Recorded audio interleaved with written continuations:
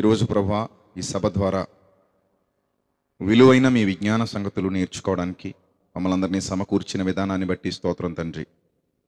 ప్రభువా, వాక్యం ఎత్తబడుతూ ఉండగా మీ పిల్లలు అవి ఒక నరుని మాటలుగా భావించి విడిచిపెట్టక తండ్రి, మీ దీనదాసులమైన మమ్మల్ని మీరు ఏర్పరచుకుని మా ద్వారా మీరు మాట్లాడుతున్నారని గ్రహించి అవి మీ మాటలని తండ్రి అర్థం చేసుకుని వాటిని తమ హృదయాలలో పదిలిపరుచుకోగలిగే భాగ్యాన్ని ప్రసాదిస్తారని, అలాగే తండ్రి మీ సత్యవాక్యాన్ని సరిగా విభజించి ఉపదేశించడానికి గాను మీ సమయోచితమైన జ్ఞానాన్ని, మరి ముఖ్యంగా మా యందు మీరు నివసింపజేసిన మా అందరి ఆదరణకర్త అయిన పరిశుద్ధాత్మని సహాయమును మెండుగా ప్రసాదించమని ప్రాధేయపడుతూ క్రీస్తు నామంలో ఈ ప్రార్థన మనవులు సమర్పించుకుంటున్నాం మా కన్న తండ్రి, ఆమెన్. ప్రియమైన దేవుని ప్రజలారా, క్రీస్తు రాయబారులు అనగానే క్రీస్తు సువార్తను మోసుకుని పోయేవారు. అనేక ప్రాంతాలకు సువార్త వ్యాప్తి జరుగుతుంది.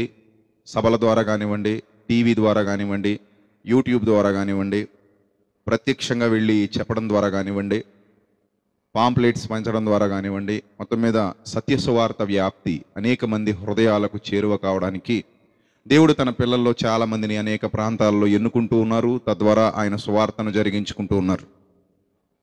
చాలామంది దీనికి వ్యతిరేకంగా కూడా మాట్లాడుతున్నారు. దేవుడికి పబ్లిసిటీ అవసరమా అని. ప్రత్యక్షంగా కనబడేదానికి పబ్లిసిటీ అవసరం లేదు, కానీ ప్రత్యక్షంగా కనబడని దానికి పబ్లిసిటీ అవసరమే. దేవుడి గురించి చెప్పాలా? తెలియని మానవులు ఉన్నారు కాబట్టి చెప్పాలి. దేవుని గురించి వివరించాలా? అర్థం చేసుకోలేని పరిస్థితిలో చాలామంది ఉన్నారు కాబట్టి వివరించాలి. కళ్ళు మూసుకుపోయినటువంటి తరానికి కళ్ళు తెరిపించాలి అంటే దేవుని గురించినటువంటి సమాచారం సమాజంలోనికి తీసుకుని వెళ్ళాలి. మనిషి తప్పుదారి పడుతున్నప్పుడు, మనిషి కళ్ళు మూసుకుపోయి తప్పు మార్గాలలోనికి వెళ్ళిపోతున్నప్పుడు, మనిషిని సరిచేయడానికి దేవుడు తన వాక్యాన్ని లోకానికి పంపించినప్పుడు ఖచ్చితంగా ఆ వాక్యాన్ని సమాజానికి అందించవలసినటువంటి బాధ్యత ఆయన ఎవరినైతే ఎన్నుకున్నాడో వాళ్ళ మీద ఉంది. దాన్ని వాళ్ళు నమ్మకంగా నెరవేర్చవలసిన వారే ఉన్నారు. అయితే చాలామంది మత ఉన్మాదంతో రగిలిపోయేవారు అందరూ ఏమని ప్రశ్నిస్తున్నారంటే, అసలు ఈ సువార్త ఏంటి? ఈ సువార్త గోలేంటి? సువార్త మీ ద్వారానే ఎందుకు చెప్పించాలి? ఆ దేవుడేదో ఆకాశంలో ఒకసారి మాకు కనబడి, ఆకాశంలో ఒకసారి ప్రత్యక్షమై మాకు కనబడి నన్ను నమ్మండి అని చెప్పొచ్చు కదా. మీరందరూ ఎందుకు? మీరెవరు అసలు? ఇంత బాధ మిమ్మల్ని పెట్టే బదులు, ఇంత డబ్బు మీతో ఖర్చు పెట్టించే బదులు, ఇంతమంది సేవకుల్ని లేపి మీరు వెళ్ళండి, సువార్త ప్రకటించండి, సర్వలోకానికి వెళ్ళండి అని మీ ప్రభువు చెప్పడం ఎందుకు? ఆయనే ఆకాశంలోకి వచ్చి నేనే ప్రభువుని, నన్ను నమ్మండి, నా ద్వారా మీకు రక్షణ, నా ద్వారా మీకు పాప క్షమాపణ, నా యందు విశ్వాసం ఉంచడం ద్వారా మీరు నిత్య జీవాన్ని పొందుతారు అని చెప్పేయచ్చు కదా. అలా అయితే తొందరగా నమ్ముతాం కదా అని అంటున్నారు. అలా అయితే ఆయన ప్రతిరోజు వస్తూనే ఉండాలి. ఎందుకంటే పుట్టేవాళ్ళు పుడుతున్నారు, చచ్చేవాళ్ళు చేస్తున్నారు, అంతే కదా. ప్రతిరోజు ఆయన పొద్దున్నే ఎక్కడికి రావాలి? సూర్యుడు వచ్చినట్టుగా ఆకాశంలోకి రావాలి. రోజు ఎలా అయితే సూర్యుడు వచ్చి మనల్ని పలకరించి అస్తమించి వెళ్ళిపోతున్నాడో, అలాగే దేవుడు కూడా ప్రతిరోజు ఎక్కడికి రావాలి? ఆకాశంలోకి రావాలట. వచ్చి ఊహ తెలుస్తున్న వారు ఉంటారు కదా, ప్రతిరోజు ఎవడో ఒకడు ఊహ తెలుసుకుంటూనే ఉంటాడు కదా. ఎందుకంటే పుట్టేవాడు పుడుతున్నాడు, చచ్చేవాడు చస్తున్నాడు. ప్రపంచవ్యాప్తంగా రకరకాల వయస్సులు కలిగినటువంటి మనుష్యులు ఉన్నారు. ఒక తరంలోనే అన్ని రకాల మనుష్యులు ఉంటారు. అందులో ఎందరో ఈరోజు చనిపోయి ఉంటారు, ఎందరో రేపు చనిపోతారు. ఈరోజు ఎందరో పుట్టుంటారు, ఎందరో రేపు పుడతారు. క్షణక్షణానికి మనుషులు పుడుతూనే ఉన్నారు, క్షణక్షణానికి మనుషులు చచ్చిపోతూనే ఉన్నారు. కాబట్టి దేవుడు ఇంకెప్పుడు ఆకాశంలోనే అలా ప్రత్యక్షమవుతూ ఉండాలన్నమాట వీళ్ళ లెక్కల ప్రకారంగా. సువార్త ప్రకటించే వారికి కూడా కొన్ని సందర్భాలలో ఇలాంటి సందేహాలు రావచ్చు. మానవ జీవిత పరమార్థం వివరించడానికి మేమే ఎందుకు వెళ్ళాలి సమాజంలోకి? సంఘాన్ని ఎందుకు సువార్త ప్రకటించమన్నాడు? సంఘం ఎందుకు సువార్త కార్యక్రమాల్లో ఉండాలి? సేవకులు ఎందుకు సువార్త కార్యక్రమాల్లో ఉండాలి? ఆయన వాక్యాన్ని ప్రకటించడానికి ఆయనే ఏదో ఒక అద్భుతం చేసి, ఏదో ఒక సూచక క్రియ చేసి, ఏదో ఒక మహత్కార్యం చేసి, ఈ బైబిల్ అనే పుస్తకం మీద కాకుండా ఈ మాటలు, ఆకాశం చాలా విశాలంగా ఉంది కదా. చిన్నదా ఆకాశం? ఆకాశం చిన్నదా? బైబిల్ చిన్నదా? సైజులో ఏది పెద్దది? ఆకాశమే పెద్దది కదా. అవేవో అక్కడే రాసేస్తే అన్ని భాషల వాళ్ళకి, అన్ని భాషల్లోనూ ఎవరి నెత్తి మీద ఉన్న ఆకాశాన్ని వాళ్ళు చూసినప్పుడు వాళ్ళ భాషలో అక్కడ దేవుని మాటలు కనబడుతూ ఉంటే అక్కడ చదివేసుకుంటారు కదా. అదేదో ఆయనే చేసేయచ్చు కదా. మనకెందుకు ఈ తలపోటంతా? మనల్ని ఎందుకు పంపిస్తున్నాడు దేవుడు? మనల్ని ఎందుకు ప్రకటించమంటున్నాడు?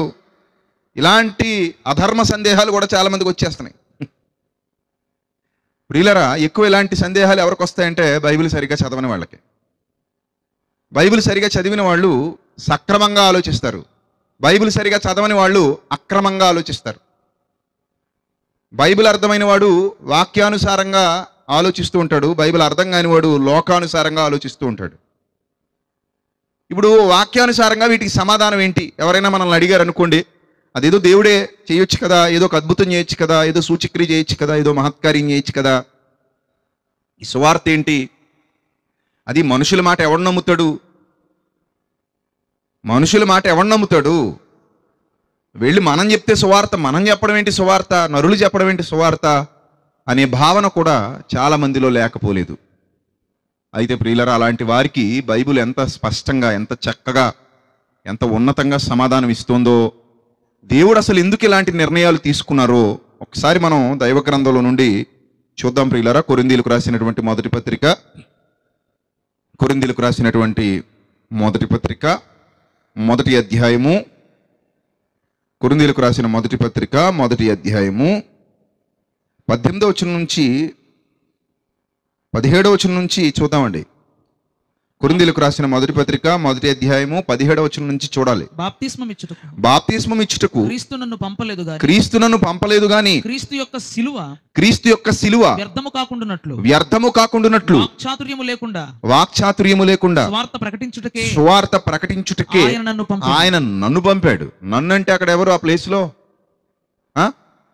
ఆ సందర్భాన్ని చదువుతున్నప్పుడు నన్ను అన్నది ఎవరు? పౌలు గారు, అపోస్తలుడైన పౌలు గారు. సువార్త ప్రకటించుటకే నన్ను పంపెను. సిలువను గూర్చిన వార్త నశించిపోతున్న వారు ఎవరైతే ఉన్నారో, అంటే ఎవరైతే దేవుని మాట పెడచెవిన పెడుతున్నారో, ఎవరైతే పాపపు జీవితాన్ని విడిచిపెట్టి ప్రభువులోనికి రావాలన్న ఆలోచన లేకుండా బ్రతుకుతున్నారో, ఎవరైతే దేవుని మాట విననొల్లని స్థితిలో ఆ పాపపు వాంఛలతో రగిలిపోతూ ఆ లోక సంబంధమైన జీవితానికే ఓటు వేస్తున్నారో, అలాంటి వారికి, లోకపు హంగులకు, లోకపు ఆర్భాటాలకు, కళ్ళ ముందు కనబడుతున్న ఈ మాయా జీవితానికి ఎవరైతే టపీమని ఆకర్షింపబడి అందులోనే పడిపోయారో, అందులోనే ఉండిపోయారో, సాలిగూడిలో చిక్కుకుపోయినటువంటి పురుగులాగా, రాలేని పరిస్థితిలో, తొమ్మ జిగురుకు అంటుకుపోయినటువంటి ఒక పాకుతున్న పురుగులాగా, విడిపించుకోలేని స్థితిలో, లేదా ఒక గంజిలో పడిపోయినటువంటి ఈగలాగా, మరలా తిరిగి ఎగరలేని స్థితిలో ఎవరైతే లోకానికి ఆకర్షింపబడ్డారో, లోక మాయకు ఆకర్షింపబడ్డారో, లోక సంబంధమైన విషయాలకు ఆకర్షింపబడ్డారో వాళ్ళకి ఎలా ఉందంటే సువార్త ప్రకటన, సిలువను గూర్చిన వార్త వెర్రితనంగా ఉందట. వార్తా వెర్రితనమే, వార్తాహరులు వెర్రివారే వాళ్ళ దృష్టిలో. వార్తాహరులు అంటే ఎవరు? సువార్త ప్రకటించేవారు వెర్రివారే. ప్రకటింపబడుతున్న సువార్త కూడా వాళ్ళ దృష్టిలో వెర్రితనమే. కానీ ఎవరైతే ఆ రుచిని ఆస్వాదిస్తున్నారో, ఎవరైతే రక్షింపబడుచున్న వారిగా ఉన్నారో వారికి మాత్రం అది ఎలా ఉందట? దేవుని శక్తి. ఇందు విషయమై జ్ఞానుల జ్ఞానమును నాశనము చేతును, వివేకుల వివేకమును శూన్యపరుతును అని వ్రాయబడి ఉన్నది. జ్ఞాని ఏమయ్యాడు? అతను ఎందుకు రక్షణలోనికి రాలేదు? శాస్త్రి ఏమయ్యాడు? అతను ఎందుకు రక్షణలోనికి రాలేదు? ఈ లోకపు తర్కవాది, తర్కించేవాడు ఉంటాడు కదా, ప్రతి చిన్న విషయాన్ని తర్కంతో చూస్తాడు. ఆ తర్కవాది ఏమయ్యాడు? అతనెందుకు రక్షణలోనికి రాలేదు? ఈ లోక జ్ఞానము దేవుడు వెర్రితనముగా చేసి ఉన్నాడు కదా. జ్ఞాని ఏమయ్యను? శాస్త్రి ఏమయ్యను? ఈ లోకపు తర్కవాది ఏమయ్యను? వారు ఏమైపోయారు? వారు ఎందుకు రక్షణలోనికి రాలేదు? వారు ఎందుకు సత్యాన్ని అంగీకరించలేకపోతున్నారు? వారు ఎందుకు దేవుని జ్ఞానానికి ఆకర్షింపబడలేకపోతున్నారు? క్రొత్తగా జన్మించమని దేవుడు బోధిస్తుంటే మరణానికే ఎందుకు ఇష్టపడుతున్నారు? తిరిగి మరలా జన్మించడానికి ఎందుకు ఇష్టపడట్లేదు? మరణించడానికే ఎందుకు ఇష్టపడుతున్నారు? చేసిన పాపాన్ని బట్టి మరలా జన్మించడానికి ఎందుకు ఇష్టపడట్లేదు అంటే, చూడండి, దేవుడట ఈ లోక జ్ఞానాన్ని వెర్రితనముగా చేసి ఉన్నాడట. ఆ తర్వాత చూడండి, దేవుని దేవుని జ్ఞానాన్ని అనుసరించి, దేవుని జ్ఞానానుసారముగా లోకము ఈ లోకము తన జ్ఞానము చేత దేవునిని ఎరుగకుండినందున. జాగ్రత్తగా మాట వినాలి. దేవుని జ్ఞానం కనబడకుండానట ఈ లోకస్తులకి ఏదడ్డొచ్చింది అంటే లోక జ్ఞానం అడ్డొచ్చిందట. అర్థమవుతుందా? లోక జ్ఞానం వలనట వీరు దేన్ని అర్థం చేసుకోలేకపోతున్నారు? దేవుని జ్ఞానాన్ని అర్థం చేసుకోలేకపోతున్నారు. లోకములో జ్ఞానులు, లోక సంబంధంగా జ్ఞానులు డిగ్రీలు చేసేశారు, పిహెచ్డీలు చేసేశారు, పట్టాలు బుక్ చేసుకున్నారు, ఎన్నో శాస్త్రాలు తిరగేసేశారు, ఎన్నో శాస్త్రాలు చదివేశారు, ఎన్నో పరిశోధనలు చేసేశారు, శాస్త్రవేత్తలు అయిపోయారు, సమాజంలో పేరు ప్రఖ్యాతులు సంపాదించేసుకున్నారు. వారు ఎన్నో గ్రంథాలు చదివేశారు, లేదా ఎన్నో గ్రంథాలు రాసేశారు. ఇలా లోక జ్ఞానం చూసారా? ఎవరైనా సరే తమ పేరు పక్కన ఏం వేసుకుంటారు? తమ క్వాలిఫికేషన్ వేసుకుంటారు. పేరు పక్కన ఏముంటుంది? క్వాలిఫికేషన్. ఏంటి క్వాలిఫికేషన్? వారు ఎంత చదివారో పేరు పక్కన రాస్తారు. వారు ఎన్ని డిగ్రీలు సంపాదించుకున్నారు, వారు ఎంత చదువు చదివేశారు, లోకంలో ఎన్ని పుస్తకాలు చదివి పడేశారు, ఇవన్నీ కూడా వాళ్ళు పేరు పక్కన రాసుకుంటారు. పేరు పక్కన ఎందుకు రాసుకుంటున్నారంటే మేమింత జ్ఞానులము అని చెప్పటం కోసం. శాస్త్రవేత్త అయితే నేను సైంటిస్ట్ అని రాసుకుంటారు. డిగ్రీలు చదివిన వాళ్ళు అయితే నేను డిగ్రీ చదివానని రాసుకుంటారు. పిహెచ్డీలు చేసిన వాళ్ళు అయితే మేము పిహెచ్డీలు చేసామని రాసుకుంటారు. ఇలా వాళ్ళ క్వాలిఫికేషన్, వాళ్ళ పేరుతో పాటు క్వాలిఫికేషన్ మోస్తూ ఉంటారు. చిన్నతనం నుంచి పెరిగి పెద్ద అయ్యేంత వరకు ఈ లోకంలో మనుషులు రాసినటువంటి జ్ఞానాన్ని వాళ్ళు చదువుతారు, మనుషులు రాసినటువంటి జ్ఞానాన్ని వాళ్ళు నేర్చుకుంటారు, మనుషులు రాసినటువంటి జ్ఞానంలో పరిపూర్ణులవుతారు. కానీ ప్రియులారా, దేవుడు ఆయన జ్ఞానాన్ని మాత్రం ఎవ్వరూ పట్టించుకోరు. ఎప్పుడైతే మనిషి లోక జ్ఞానాన్ని బాగా నేర్చుకున్నాడో, లోక జ్ఞానాన్ని బాగా వంటబట్టించుకున్నాడో, ఈ లోక జ్ఞానం వలనట ఏది కనబడకుండా పోయిందట? దేవుని జ్ఞానం కనబడకుండా పోయిందట. అదే చెప్తున్నాడు చూడండి. దేవుని జ్ఞానానుసారముగా లోకము తన జ్ఞానము చేత దేవునిని ఎరుగకుండినందున. లోక జ్ఞానాన్ని చదివితే దేవుడు ఎందుకు అర్థమవుతాడు? లోకం అర్థమవుతుంది. 1వ తరగతి నుంచి 10వ తరగతి వరకు చదువుకున్న తర్వాత నాకు దేవుడు బాగా అర్థమయ్యాడని ఎవరైనా చెప్తారా? ఎవరు చెప్తారు? 1వ తరగతి నుంచి 10వ తరగతి వరకు చదువుకుంటే అక్కడున్న పాఠాలు అర్థమవుతాయి, దేవుడు అర్థం కాడు. పోనీ ఇంటర్ నుంచి డిగ్రీ వరకు చదివితే ఏమైనా దేవుడు అర్థమవుతాడా? ఇంటర్ ఫస్ట్ ఇయర్ చదివేసిందండి మా అమ్మాయి, దేవుడి గురించి తెలుసుకుందండి. ఇంటర్ సెకండ్ ఇయర్ చదివాడండి మా అబ్బాయి, దేవుడి గురించి తెలుసుకున్నాడండి. డిగ్రీ 3 సంవత్సరాలు చదివేశారండి మా పిల్లలు, దేవుడిని బాగా అర్థం చేసుకున్నారని చెప్పే తల్లిదండ్రులు ఎక్కడైనా కనబడతారా? మనకి కనబడరు. ఎందుకంటే మనం డిగ్రీలు చదివినా, పీజీలు చేసినా, పిహెచ్డీలు చేసినా మనకు లోకం అర్థం అవుద్ది, కానీ ఎవరు అర్థం గారు? దేవుడు అర్థం కాడు. ఎందుకంటే లోక జ్ఞానం వేరు, దేవుని జ్ఞానం వేరు. లోక జ్ఞానం దేవుని జ్ఞానాన్ని ఎప్పుడు మనకు చూపించలేదు. అందుకంటాడు ఆయన, ఈ లోక జ్ఞానము చేతట దేవునిని గూర్చి ఎరగలేకపోతున్నాడట మానవుడు. లోకాన్ని అనుసరించిన జ్ఞానం చేత దేవుణ్ణి అర్థం చేసుకోలేకపోతున్నాడు మానవుడు. అప్పుడు అనుకున్నాడట దేవుడు, సువార్త ప్రకటన అను వెర్రితనము చేత నమ్మువారిని రక్షించుట దేవుని దయాపూర్వక సంకల్పమాయెను అన్నాడు. ఇంకా మనకు ఆన్సర్ పూర్తిగా రాలేదు. మన ప్రశ్నకి ఆన్సర్ పూర్తిగా రాలేదు. ఇక్కడ సగమే వచ్చింది. ఏమని? సువార్త ప్రకటన అనేటువంటి వెర్రితనము చేత ఎవరైతే నమ్ముతారో, ఇక ఈ లోక జ్ఞానంలో కొట్టుకుపోతున్నటువంటి మానవ జాతి, పైన ఆకాశం కింద భూమి, ఆ ఆకాశం దాటితే ఏముందో మానవుడికి తెలీదు, భూమి కిందకి పోతే ఏముందో మానవుడికి తెలీదు. మన పుస్తకాలన్నీ ఇక్కడే ఉంటాయి, మన జ్ఞానం అంతా ఇక్కడ పుట్టినోడు రాసిందే. పుస్తకాలన్నీ ఎక్కడి నుంచి వచ్చాయి? పాఠశాలలో చదువుకునే పాఠాలన్నీ ఎక్కడి నుంచి వచ్చాయి? ఆదాము పుట్టిన తర్వాతనైనా వచ్చాయి? ఆదాము పుట్టక ముందు ఉన్నాయా? చెప్పండి. ఆదాము పుట్టక ముందు ఏమైనా ఉన్నాయా? ఏమి లేవు. అన్నీ ఎప్పుడు వచ్చాయి? ఆదాము పుట్టాకనే వచ్చాయి. అంటే మనుషులు రాసిన పుస్తకాలు ఇవన్నీ. ఈ మనుషులు రాసిన పుస్తకాలు చదువుకుని మనం చాలా జ్ఞానవంతులు అనుకుంటున్నాం. చాలా జ్ఞానవంతులు అనుకుంటున్నాం. చూసారా, నీకు దేవుడు అర్థం కానంత వరకు నువ్వు జ్ఞానవంతుడు కాదు. నువ్వు ఎన్ని డిగ్రీలు చదువు, నీకు దేవుడు అర్థం కాలేదు. ఆకాశాన్ని కలుగు చేసిన వాడు నీకు అర్థం కాలా, ఆకాశం గురించి అర్థమైంది. భూమిని కలుగు చేసిన వాడు నీకు అర్థం కాలా, మరి ఏమర్థమైంది? భూమి అర్థమైంది. చెట్లు కలుగు చేసిన వాడు నీకు అర్థం కాలా, చెట్టు అర్థమైంది, వృక్షశాస్త్రం. నీటిని కలుగు చేసిన వాడు నీకు అర్థం కాలా, నీరు అర్థమైంది. చూసావా, సూర్యుడిని కలుగు చేసిన వాడు నీకు అర్థం కాలా, సూర్యుడు అర్థమయ్యాడు. చంద్రుని కలుగు చేసిన వాడు నీకు అర్థం కాలా, నక్షత్రాలను కలుగు చేసిన వాడును అవి అర్థమయ్యాయి. అలాగే ప్రియులరా, దేవుని యొక్క జ్ఞానం అర్థం కాకుండా ఇలాంటివి ఎంతకాలం అర్థమైనా నీ జ్ఞానం అంతా వేస్ట్. అర్థమవుతుందా? నీ జ్ఞానం అంతా వేస్ట్. భర్త వట్టి చేతులు తింటుకొచ్చాడు, పండగ పూట చీర తేలేదు, ముఖం మాడిపోయింది, తిట్టుకుంటుంది. దరిద్రుని పెళ్లి చేసుకున్నాను అనుకుంటుంది. చీ, మా అమ్మ నాన్న ఇలాంటి నీచుడి చేతిలో పెట్టేశారు. పండగ పూట కూడా చీర పట్టుకు రాకుండా వట్టి చేతులు ఊపుకుంటూ వచ్చాడు చండాలుడు అనుకుంటూ తిట్టుకుంటుంది. ఈలోగా వెనక నుంచి తీసి ఇచ్చాడు అనుకోండి. అప్పటి వరకు మబ్బుగా నల్లగా ఉన్న ముఖం ఒకేసారి లైట్ వేసినట్టు వెలిగిపోయి దేదీప్యమానంగా రకరకాల ఇంద్రధనుస్సులోని కాంతులన్నీ, హరివిల్లులోని కాంతులన్నీ కనబడుతున్నాయి అనుకోండి. అప్పుడు ఐ లవ్ యూ అందనుకోండి. ఈమెకి ఎవరు అర్థం కాలేదు? భర్త అర్థం కాలేదు. ఏమర్థమైంది? చీర అర్థమైంది అంతే. ఆవిడ ప్రేమ అంతవరకు అంటే చీర వరకే, భర్త వరకు కాదు. చీర తెస్తే ముద్దు పెట్టి చీర తేకపోతే గుద్దులు గుద్దితే అది ఎలా ప్రేమ అంటారు దాన్ని?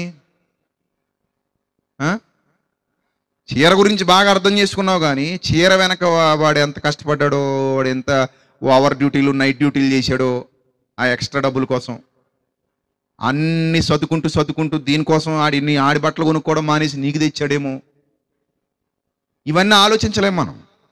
అలాగే మనుషులు కూడా భూమిని బాగా అనుభవిస్తారు, భూమి గురించి అర్థం చేసుకుంటారు, ఆకాశాన్ని బాగా అర్థం చేసుకుంటారు, ప్రకృతిలో ప్రతిదాన్ని, జంతువులన్నింటినీ అర్థం చేసుకుంటారు, పక్షులన్నింటినీ అర్థం చేసుకుంటారు, పక్షి శాస్త్రం అంటారు, జంతువులన్నింటినీ అర్థం చేసుకుంటారు, జంతు శాస్త్రం అంటారు, వృక్షాలన్నింటినీ అర్థం చేసుకుంటారు, వృక్ష శాస్త్రం అంటారు, ఆకాశాన్ని అర్థం చేసుకుంటారు, ఖగోళ శాస్త్రం అంటారు, భూమిని అర్థం చేసుకుంటారు, భూవిజ్ఞాన శాస్త్రం అంటారు, శరీరాన్ని అర్థం చేసుకుంటారు, శరీర ధర్మశాస్త్రం, శరీర అధ్యయన శాస్త్రం అంటారు.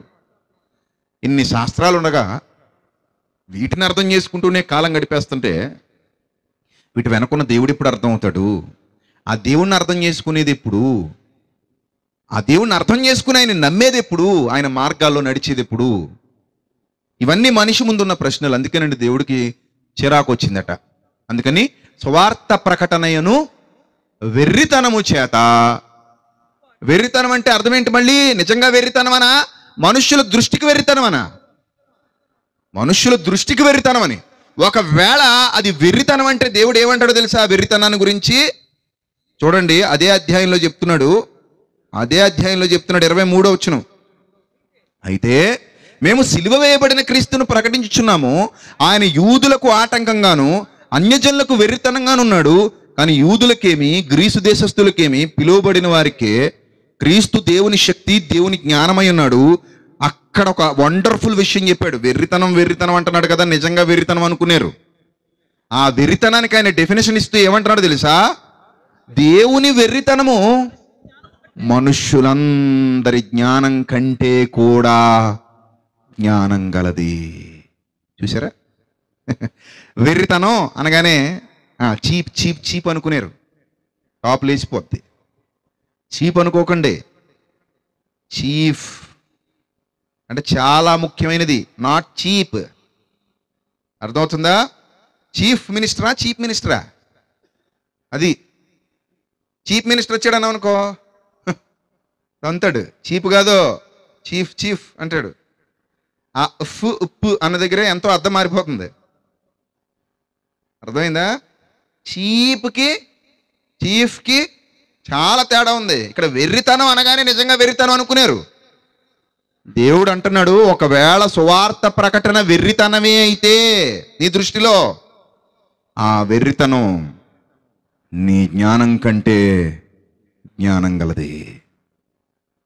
నీ జ్ఞానం కంటే గొప్పది నా వెర్రితనం అన్నాడండి దేవుడు. దేవుని వెర్రితనం మనిషి జ్ఞానం కంటే జ్ఞానం గలది గొప్పది. ఒకవేళ దేవుడు బలహీనుడైతేనట, ఆ బలహీనతట మనుష్యులందరి బలం కంటే కూడా బలమైనదట. ఇప్పుడు మళ్ళీ మనకు ప్రశ్న ఉండిపోయింది కదా, ఏంటా ప్రశ్న? ప్రభువా, అంత ప్రభువా, సువార్త ప్రకటన అనేది శక్తివంతమైనదే ప్రభువా, మేము ప్రకటిస్తాం కానీ ప్రభువా, దానికంటే కూడా ఆ మధ్యాకాశంలోకి ప్రభువుని తీసుకొచ్చి ఒకసారి చూపిస్తే బాగుండేది కదా ప్రభువా. ఇదిగో నిజమైన దేవుడు, అదిగో అదిగో అదిగో అదిగో వచ్చాడు చూడు, నమ్ముతావా? ఇప్పుడు చూడు, ఆకాశంలోకి వచ్చాడు నిజమైన దేవుడు, ఇప్పుడు నమ్ముతావా?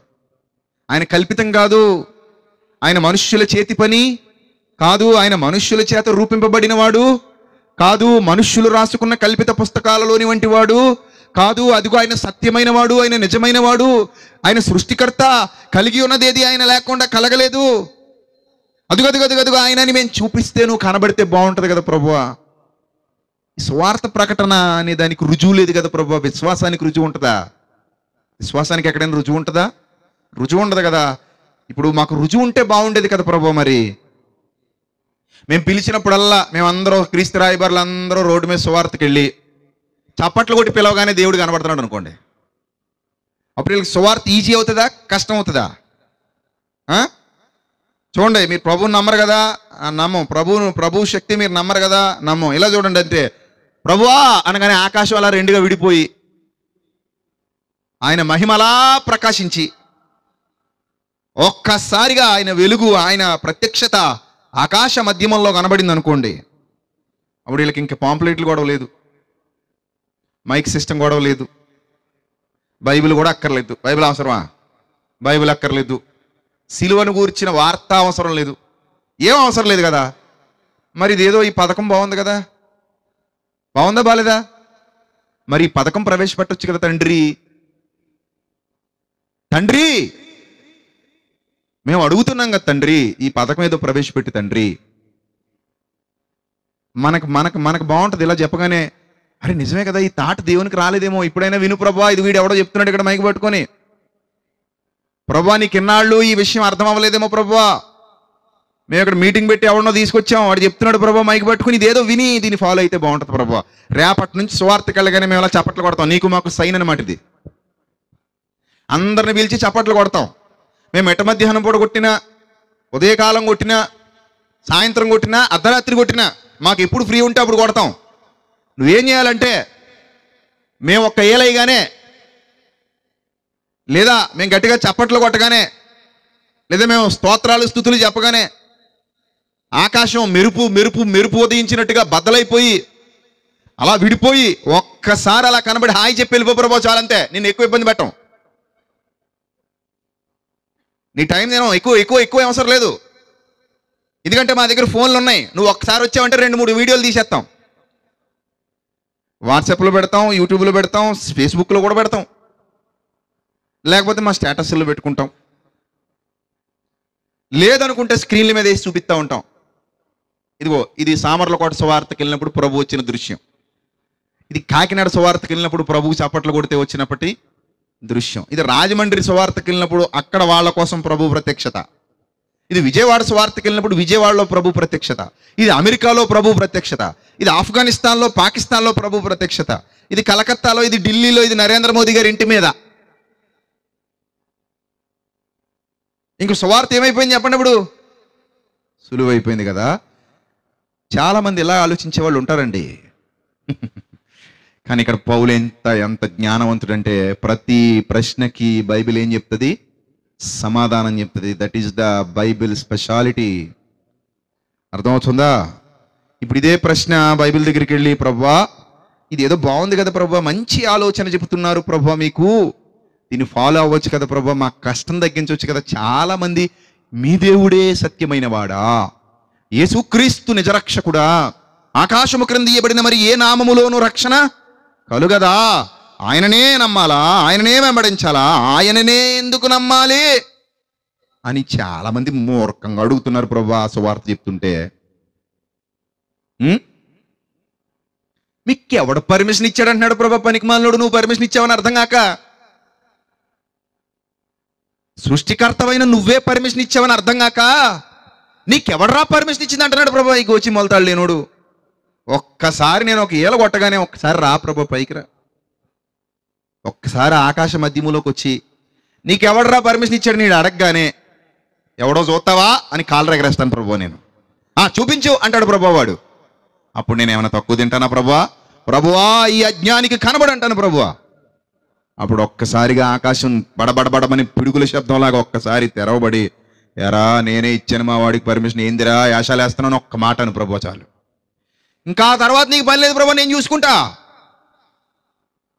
ఆ తర్వాత ఇది కథ ఏందో నేను చూస్తా. నువ్వు ఆ మాట అనేసి వెళ్ళిపో ప్రభు. మా వాళ్ళు రెడీగా ఉంటారు ఆండ్రాయిడ్ ఫోన్లు పట్టుకుని. ఆ ఒక్కటి రికార్డ్ చేసుకుంటాం ప్రభు, ఏమనుకోక మరి. వీడియో హక్కులు మాత్రం ఇవ్వు మాకు. అర్థమైందా? ఎందుకంటే మళ్ళీ తర్వాత ఇంకొకటి వచ్చి ప్రూఫ్ అడిగితే వీడియో చూపించాలి కదా ప్రభు. మరి అప్పుడు మేము టీవీ 9లో వేయించవచ్చు, ఎన్టీవీలో వేయించవచ్చు, బీబీసీలో కూడా వేయిస్తాం ప్రభు, నేషనల్ జియోగ్రఫిక్ ఛానల్లో కూడా వేయిస్తాం. ఇంకా మాకు అసలు కష్టం ఉండదు ప్రభు. ఏ స్వార్థికుడికి ఏముండదు, ఇంకా కష్టం ఉండదు. ప్రపంచం అంతా ఈజీగా ఏం తెలుసుకుంటారు? సత్యం తెలిసేసుకుంటారు ప్రభువా. అదేదో చెయ్యొచ్చు కదా ప్రభు, ఒక్కసారి అవకాశం ఈ ప్రభువా. ఇవన్నీ నేను చెప్తుంటే మీకు మీ మనసుకి ఏమనిపిస్తుంది అంటే, సాతాను ఏమనిపిస్తాడంటే, ఇప్పుడు మీతో వీడు చెప్పిందంతా నిజంగా జరిగితే బాగుండు కదా, ఇలా చేయమని మీరు కూడా దేవుడిని అడగనా అన్న అనిపిస్తాడు సాతాను మీ చేత. ఇప్పుడు ఎక్కడితో ప్రసంగం ఆపేశాను అనుకోండి నేను, రేపటి నుంచి సాతాను మిమ్మల్ని అటే నడిపిస్తాడు, అలాంటి ఆలోచనలు అయిపోయి నడిపిస్తాడు ఇప్పుడు. కాబట్టి నేను ఆపను సుమి, పూర్తిగా చెప్తా, జాగ్రత్తగానండి. మనకుంటాయి ఇలాంటి తెలివితేటలు, కానీ దేవుడు ఇవన్నీ ఎప్పుడో చేసాడు. మనుష్యుల గురించి దేవునికి తప్ప ప్రపంచంలో ఏ మనిషికి సరిగ్గా తెలీదు. నిజం, ఏ మనిషికి సరిగ్గా తెలీదు. ఒకరోజు ఒక ఆయన ఫోర్డ్ కారులో వెళ్ళిపోతున్నాడట. ఫోర్డ్ కారులో వెళ్ళిపోతుంటే మధ్యలో కారు ఆగిపోయిందట. ఈలోగా ఒక పెద్ద ఆయన వచ్చాడట. పెద్ద ఆయన వచ్చి, నేను చూస్తా పక్క తప్పుకో అన్నాడట. ఈయన అన్నాడట, ముసలోడివి, కారు ఏంటో తెలిసేది, ఫోర్డ్ కారు ఇది, పెద్దోడివి, నీ వల్ల అవ్వదు, నువ్వు ఉండు, కంపెనీ వాళ్ళు వస్తారు, నువ్వు కంగారు అవ్వకు అన్నాడట. అరే నాయన, ఫ్యామిలీతో ఉన్న పక్క తప్పుకో అని చెప్పి నిమిషంలో ఆ కారు సెట్ చేసి ఇచ్చేసాడు. బాబు ఇది నీకు ఎలా అర్థమైంది బాబు, నువ్వు ఎలా చేయగలిగావు ఇది అంటే, కంగారు పడకరా నాయన, నేనే ఫోర్డ్ని అన్నాడట. ఈ కారు ఫోర్డ్ కారు, ఆ ఫోర్డ్ నేనే, ఈ కారు కనిపెట్టింది నేనే, దీని నిర్మాణకుణ్ణి నేనే, కాబట్టి దీని గురించి నాకు తెలిసినంతగా నా దగ్గర పనిచేసే మెకానిక్ కూడా తెలీదురా నాయన, నువ్వు కంగారు అనుకుంటా. కంగారు అవ్వకుండా ఎలా ఉంటాం బాబయ్య, కంగారు అవ్వకుండా ఎలా ఉంటావు, నువ్వే ఫోర్డ్ అని తెలిసాక. Henry Ford. అలాగే నీ పుట్టుపూర్వోత్తరాలన్నీ ఎవరికి తెలుసు? బాగా నీ తండ్రికే తెలుసు. ఎందుకంటే ఆయన సృష్టికర్త, నరుల హృదయాలోచనలు ఎరిగినవాడు. ఓ మానవుడా, తలంపు నీ హృదయములో పుట్టకమునుపే నేను ఎరిగి ఉన్నాను. అలా ఎలా? నిన్ను చేసిన వాడను నేనే గనుక. ఎవరిని గనుక? నిన్ను కలిగించిన వాడను నేనే గనుక, నిన్ను ఈ లోకానికి పంపించిన వాడను నేనే గనుక, నీకు సంబంధించిన సమాచారం మొత్తం నాకు తెలుసు. మరి ఈ పథకాలన్నీ దేవుడు ఎందుకు ప్రవేశపెట్టలేదంటే, ఒక్కసారి చూడండి ప్రియులరా, ఒక్కసారి చూడండి. అదే కొరింథీయులకు రాసిన మొదటి పత్రిక 2వ అధ్యాయము 6వ వచనం నుంచి చూద్దాం.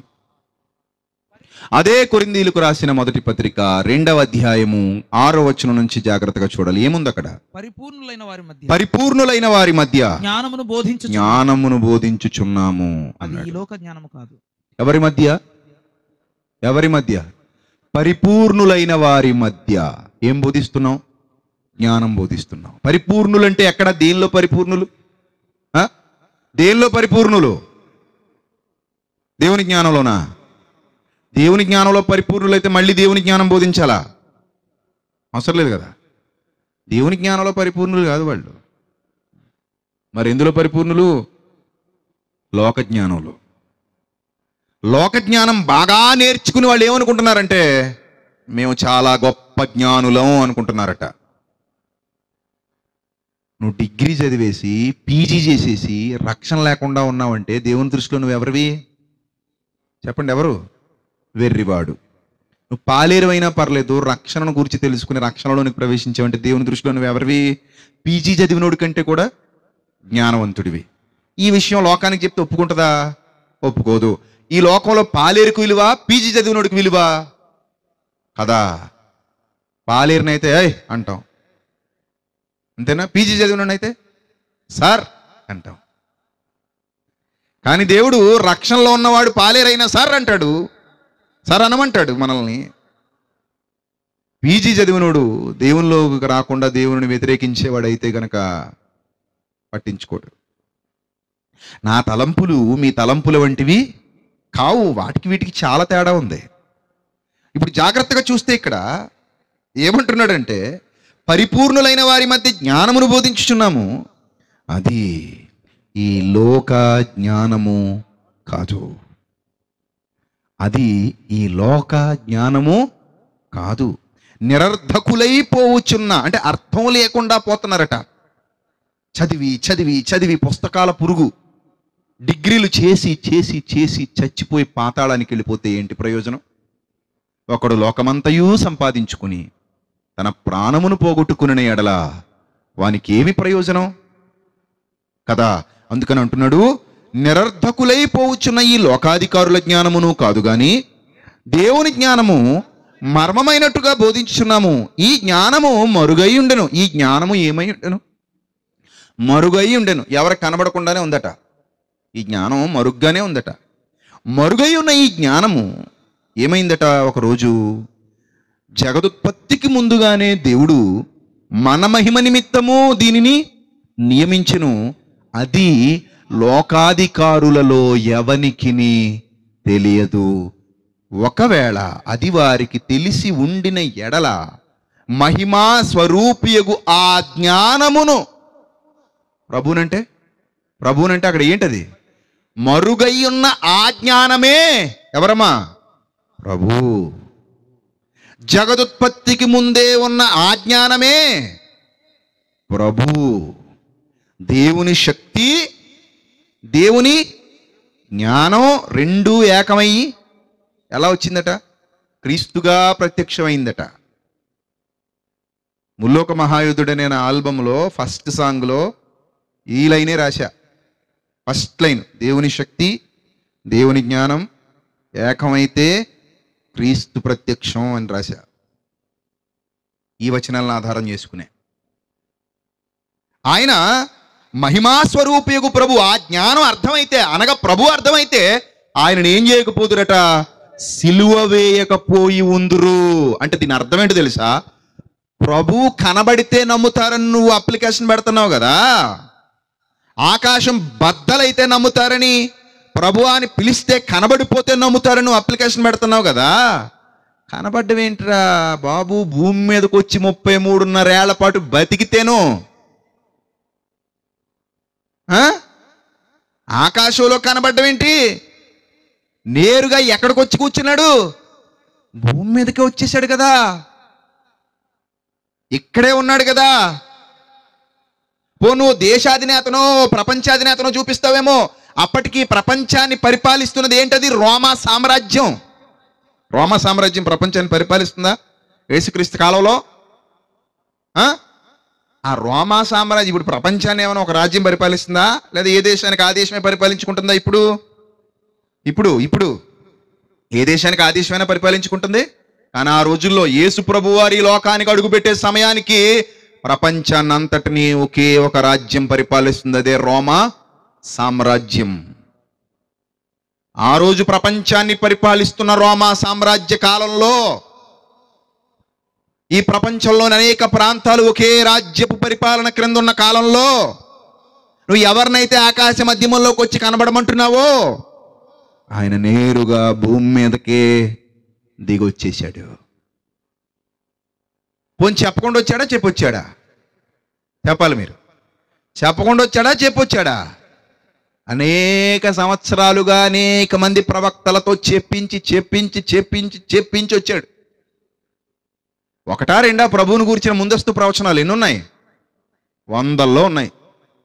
ఎలా పుడతాడో ఉంది, ఎక్కడ పుడతాడో ఉంది, ఎందుకు పుడతాడో ఉంది, ఈ పుట్టినప్పుడు ఏం జరుగుతుందో ఉంది, పుట్టినప్పుడు ఎవరు ఏం చేస్తారో ఉంది, ఎలా జీవిస్తాడో ఉంది, ఏం చేస్తాడో ఉంది, ఎలా మరణిస్తాడో ఉంది, ఎందుకు మరణిస్తాడో ఉంది, ఎలా తిరిగి లేస్తాడో ఉంది, ఎప్పుడు తిరిగి లేస్తాడో ఉంది, ఎలాంటి అద్భుతాలు చేస్తాడో, ఎలాంటి సూచక క్రియలు చేస్తాడో, ఎలాంటి మహత్కార్యాలు చేస్తాడో ముందస్తు ప్రవచనాలు ముందుగా ప్రవక్తల ద్వారా పలికించి చెప్పించి చెప్పించి చెప్పించి అప్పటికి ప్రపంచమంతా ఒక మహాసామ్రాజ్యం చేత పరిపాలింపబడుతున్నటువంటి కాలంలో యేసుక్రీస్తుని లోకంలోనికి పంపిస్తే శరీరధారిగా, ఆ జ్ఞానము శరీరధారిగా ఈ లోకానికి వస్తే నమ్మారా? చెప్పాలి. నమ్మారా? మిమ్మల్ని అడుగుతున్నా, నమ్మారా? నమ్మలేదా? చూద్దాం. మీరు చెప్పొద్దులండి. మీరు రెండు తలంపుల మధ్య తడబడుతుంటారు. నమ్మారు అంటారు, లేకపోతే నమ్మలేదేమో అంటారు. సో ఈ తలపోటంతా ఎందుకు? బైబిల్నే అడుగుదాం, నమ్మారా నమ్మలేదా? మన ప్రపోజల్ ఏంటి?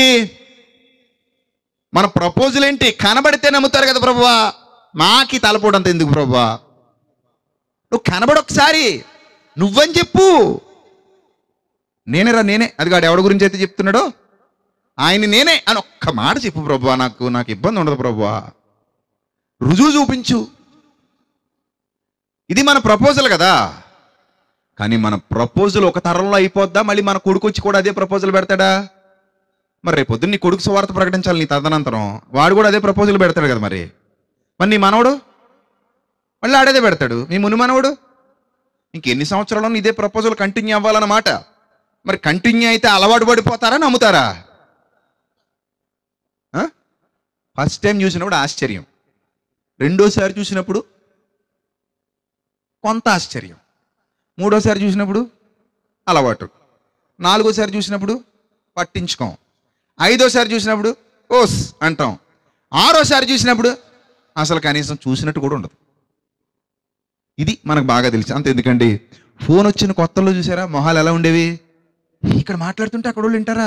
ఇందులో వైర్ లేదు కదా, దీనికి వైర్ లేదు, ఏం లేదు, ఇక్కడ మాటలు అక్కడికి ఎలా పడతాయి అబ్బా అనేవారు. ఇప్పుడు పట్టింపు లేదు. సరే, ఈ మామూలు ఫోన్ పోయింది, బ్లాక్ అండ్ వైట్ ఫోన్ పోయింది, తర్వాత కలర్ డిస్ప్లే వచ్చింది. కలర్ డిస్ప్లే ఫస్ట్ నోకియా ఉండేది. ఫస్ట్ నోకియాలో కలర్ డిస్ప్లే ఫోన్స్ వచ్చాయి, అందులో మూవీస్ ప్లే అయ్యేవి. అప్పుడు టీవీ ఫోన్లో వచ్చేస్తుంది అన్నట్టు చూపించుకుని ఆనందపడిపోయేవారు. ఇప్పుడు అది అయిపోయింది. ఇప్పుడు ఎక్కడో ఆండ్రాయిడ్ ఫోన్స్ వచ్చేసాయి కాబట్టి అమెరికాలో ఉన్నోడిని, విదేశాల్లో ఉన్నోడిని ఇక్కడ స్కైప్లోనో లేకపోతే వాట్సాప్ కాలింగ్, వీడియో కాలింగ్ చూసుకుని మాట్లాడేసుకుంటున్నారు. ఇప్పుడు అలవాటు అయిపోయేసరికి మనకు ఆశ్చర్యంగా ఉందా? లేదు. చిత్రలేఖనాలకే ఆశ్చర్యపోయేట రాజులు. అంటే వాళ్ళ బొమ్మ గీస్తుంటే పెయింటర్ వచ్చి వాళ్ళ చిత్రలేఖనాలు గీస్తుంటే కొంచెం అటు ఇటుగా గీసినా రాజులు ఆశ్చర్యపోయి మెడలో ఉన్న దండ తెంపేసి ఇచ్చేసేవారట, మన బొమ్మ గీసాడని. చిత్రలేఖనాలకే ఆశ్చర్యపోతుంటే తర్వాత ఏం వచ్చేసాయి? బ్లాక్ అండ్ వైట్ ఫోటోలు వచ్చేసాయా? మా ఏరియాలో టీవీ కొనుక్కున్న కొత్తలో ఒక ఆయన, ఏమండి ఆ నలుగురు అందులోకి ఎలా దూరారండి అన్నాడట. ఎందులోకి? అప్పుడు పెద్ద టీవీలు వచ్చాయి కదా, మరి ఇలా ఓపెన్ చేయడానికి మళ్ళీ వాటికి తెరలాగా చెక్కతో చేసేవారు. పెద్ద డైనోరా కంపెనీ. డైనోరా విన్నారు ఎప్పుడైనా? ఇప్పుడు ఆ పేర్లే లేవు. స్టార్టింగ్లో ఒనీడా, డైనోరా, ఫిలిప్స్ టీవీలు వచ్చేవి. బీపీఎల్ ఒకటి. బాగా నా చిన్నతనంలో కూడా డైనోరా టీవీలు ఉండేవి. పెద్ద టీవీ వస్తే ఆ టీవీ కొనుక్కున్నప్పుడు ఆ ఊరికి ఒక టీవీ. అసలు మా చిన్నతనంలో అయితే ఎక్కడో ఒక చోట ఉండేది టీవీ. బాగా డబ్బులు ఉన్నోళ్ళే కొనుక్కునేవారు టీవీలు. అప్పుడు మా ఊరు మొత్తానికి, మా వీధిలో ఉండేవి 3-4 టీవీలు అంతే. మా ఊరు మొత్తానికి, మా వీధిలో ఆ పక్క వీధిలో 3 లేదా 4 టీవీలు అంతే. ఇంకా అంతకు మించి టీవీ ఎక్కడ లేదు. అప్పుడు సినిమాలు చూడాలంటే వీసీఆర్ క్యాసెట్లు వేసుకుని చూడాలి, వీసీఆర్ తెచ్చుకొని.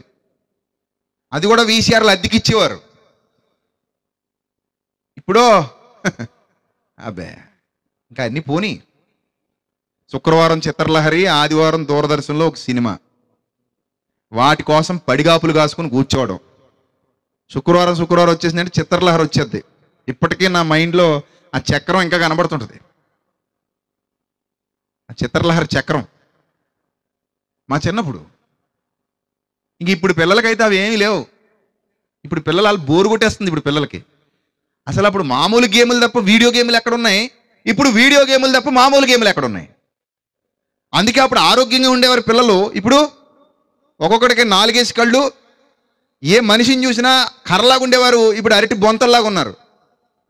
ఎందుకంటే ఎవరికి శారీరక కష్టాలు లేవు, అందుకే రోగాల బారిన పడుతున్నారు పిల్లలు. ఇదివరకు అయితే బయటికి వెళ్ళి ఆడుకుని వచ్చేవారు. ఆ కుర్చీలు ఎగ్గొడతాలని, నేల బండని, సబ్జా ఇండియా ఏవో గేములు ఉండే పేర్లు మర్చిపోయాను నేను. కోతి కొమ్మచ్చని, ఏడు పెంకలాటని, ఏవో ఆటలు ఉండేవి. ఇప్పుడు ఇంకెంతే, ఇలాగ అనుకోవడమే అంతే కదా. ఇప్పుడు పని అంతా ఏంటి? ఓన్లీ వేలికే, చేతులకే, ఇంక వేటికి పని లేదు. మిగిలినంతా విగ్రహంలాగా అలాగే ఉంటుంది పుష్టిగా. అంటే కదులు మెదులు లేదు. పిల్లలకు కూడా రోగాలు వచ్చేస్తున్నాయి. పూర్వకాలపు పరిస్థితులు వేరు. ఈ టీవీలోకి వెళ్ళేసరికి ఆ టీవీలోకి మనుషులు ఎలా దూరారండి ఆశ్చర్యం. ఇప్పుడు టీవీ దగ్గర తీసుకెళ్ళి ఎవరైనా ఇందులోకి మనుషులు ఎలా దూరారంటావు అన్నావు అనుకో, ఇలా చూస్తావు. అంతేనా? ఇప్పుడు ఆ స్క్రీన్లు పెట్టారు కదా మీకు కూడా, మీరు గబగబ వీళ్ళ దగ్గరికి వచ్చేసి అలా కాదు కానీ ఆయన అక్కడ మాట్లాడుతున్నారు కదా, ఇందులోకి ఎలా దూరాడు అని అడిగావు అనుకో, ఏమంటారు వాళ్ళు? ఏంది లైవ్ కెమెరాలు ఏంటి, ల్యాప్టాప్లు ఏంటి, ఎల్ఈడి స్క్రీన్లు ఏంటి, 20 ఏళ్ల కిందట ఉన్నాయి ఇవన్నీ, 30 ఏళ్ల కిందట ఉన్నాయి ఇవన్నీ, లేవు. ఈ ఫోన్లు ఏంటి, స్కైపులు ఏంటి, వాట్సాప్ కాలింగ్ ఏంటి, ఇవన్నీ మనిషి ఫస్ట్లో ఆశ్చర్యపోయాడు, తర్వాత బోరు కొట్టేసింది. ఇప్పుడు చిరంజీవి సంవత్సరానికి ఒకసారో లేకపోతే ఎప్పుడో ఒకసారి మీ ఊరు వచ్చాడు అనుకోండి, పోగైపోతారు వెళ్ళి. రోజు మీ ఊరి సెంటర్లో కూర్చుంటున్నాడు అనుకోండి, 2 రోజులు చూస్తారు, సెల్ఫీలు తీసుకుని ఫేస్బుక్లో పెట్టుకుంటారు, పనికి పోతా చెయ్యి ఊపుతారు. 4వ రోజు పని నుంచి వస్తా చెయ్యి ఊపుతారు. 5వ రోజు ఈడు ఎప్పుడెక్కడ ఎడుతున్నాడు అనుకుంటారు. 6వ రోజుకి అలవాటు అయిపోద్ది, 7వ రోజు పట్టించుకోరు. మనిషికి ఎప్పుడు కూడా అప్పుడప్పుడు కనబడేదంటే ఆనందం. ఇప్పుడు ఇంకో విషయం చెప్తా తెగించి, పర్లేదులేండి ఏం ఫీల్ అవ్వకండి. లోకల్గా ఇంతమంది పాస్టర్ గారులు ఉన్నారు కదా, మీ పాస్టర్ గారులు, వీళ్ళతో ఎవరైనా సెల్ఫీలు తీసుకుంటారా వారం? ఇప్పుడు నేను వచ్చాను కదా ఎగబడిపోతారు. ఎందుకు? నాకున్న గొప్ప ఏంటి, వాళ్ళకి లేనిదేంటి? ఇద్దరూ ఒకటే, ఎవడో నేనేం గొప్ప కాదు, వాళ్ళేమి తక్కువ కాదు. కాకపోతే వారం చూసే మొక్కలు కాబట్టి పెద్ద పట్టించుకోరు. అప్పుడప్పుడు వచ్చి పోతాం కాబట్టి, అది వస్తూ సూట్ అవుట్ వేసుకొచ్చేస్తాం కాబట్టి మాతో మాత్రం సెల్ఫీలు సెల్ఫీలు అండి అంటే లోకల్. ఇప్పుడు మా సంఘం అంతే. ఇళ్ళని అంటున్నానా? ఇప్పుడు మా సంఘానికి వెళ్ళిపోయాను అనుకోండి, నేను మా ఊళ్ళో ఉన్నవాళ్ళు నాతో ఎవడు ఫోటోలు తీసుకోరు మా ఊరోళ్ళు. ఎందుకంటే వారం వాళ్ళ ముందు ఏడుస్తాను కాబట్టి నేను బోరు కొడతాను వాళ్ళకి.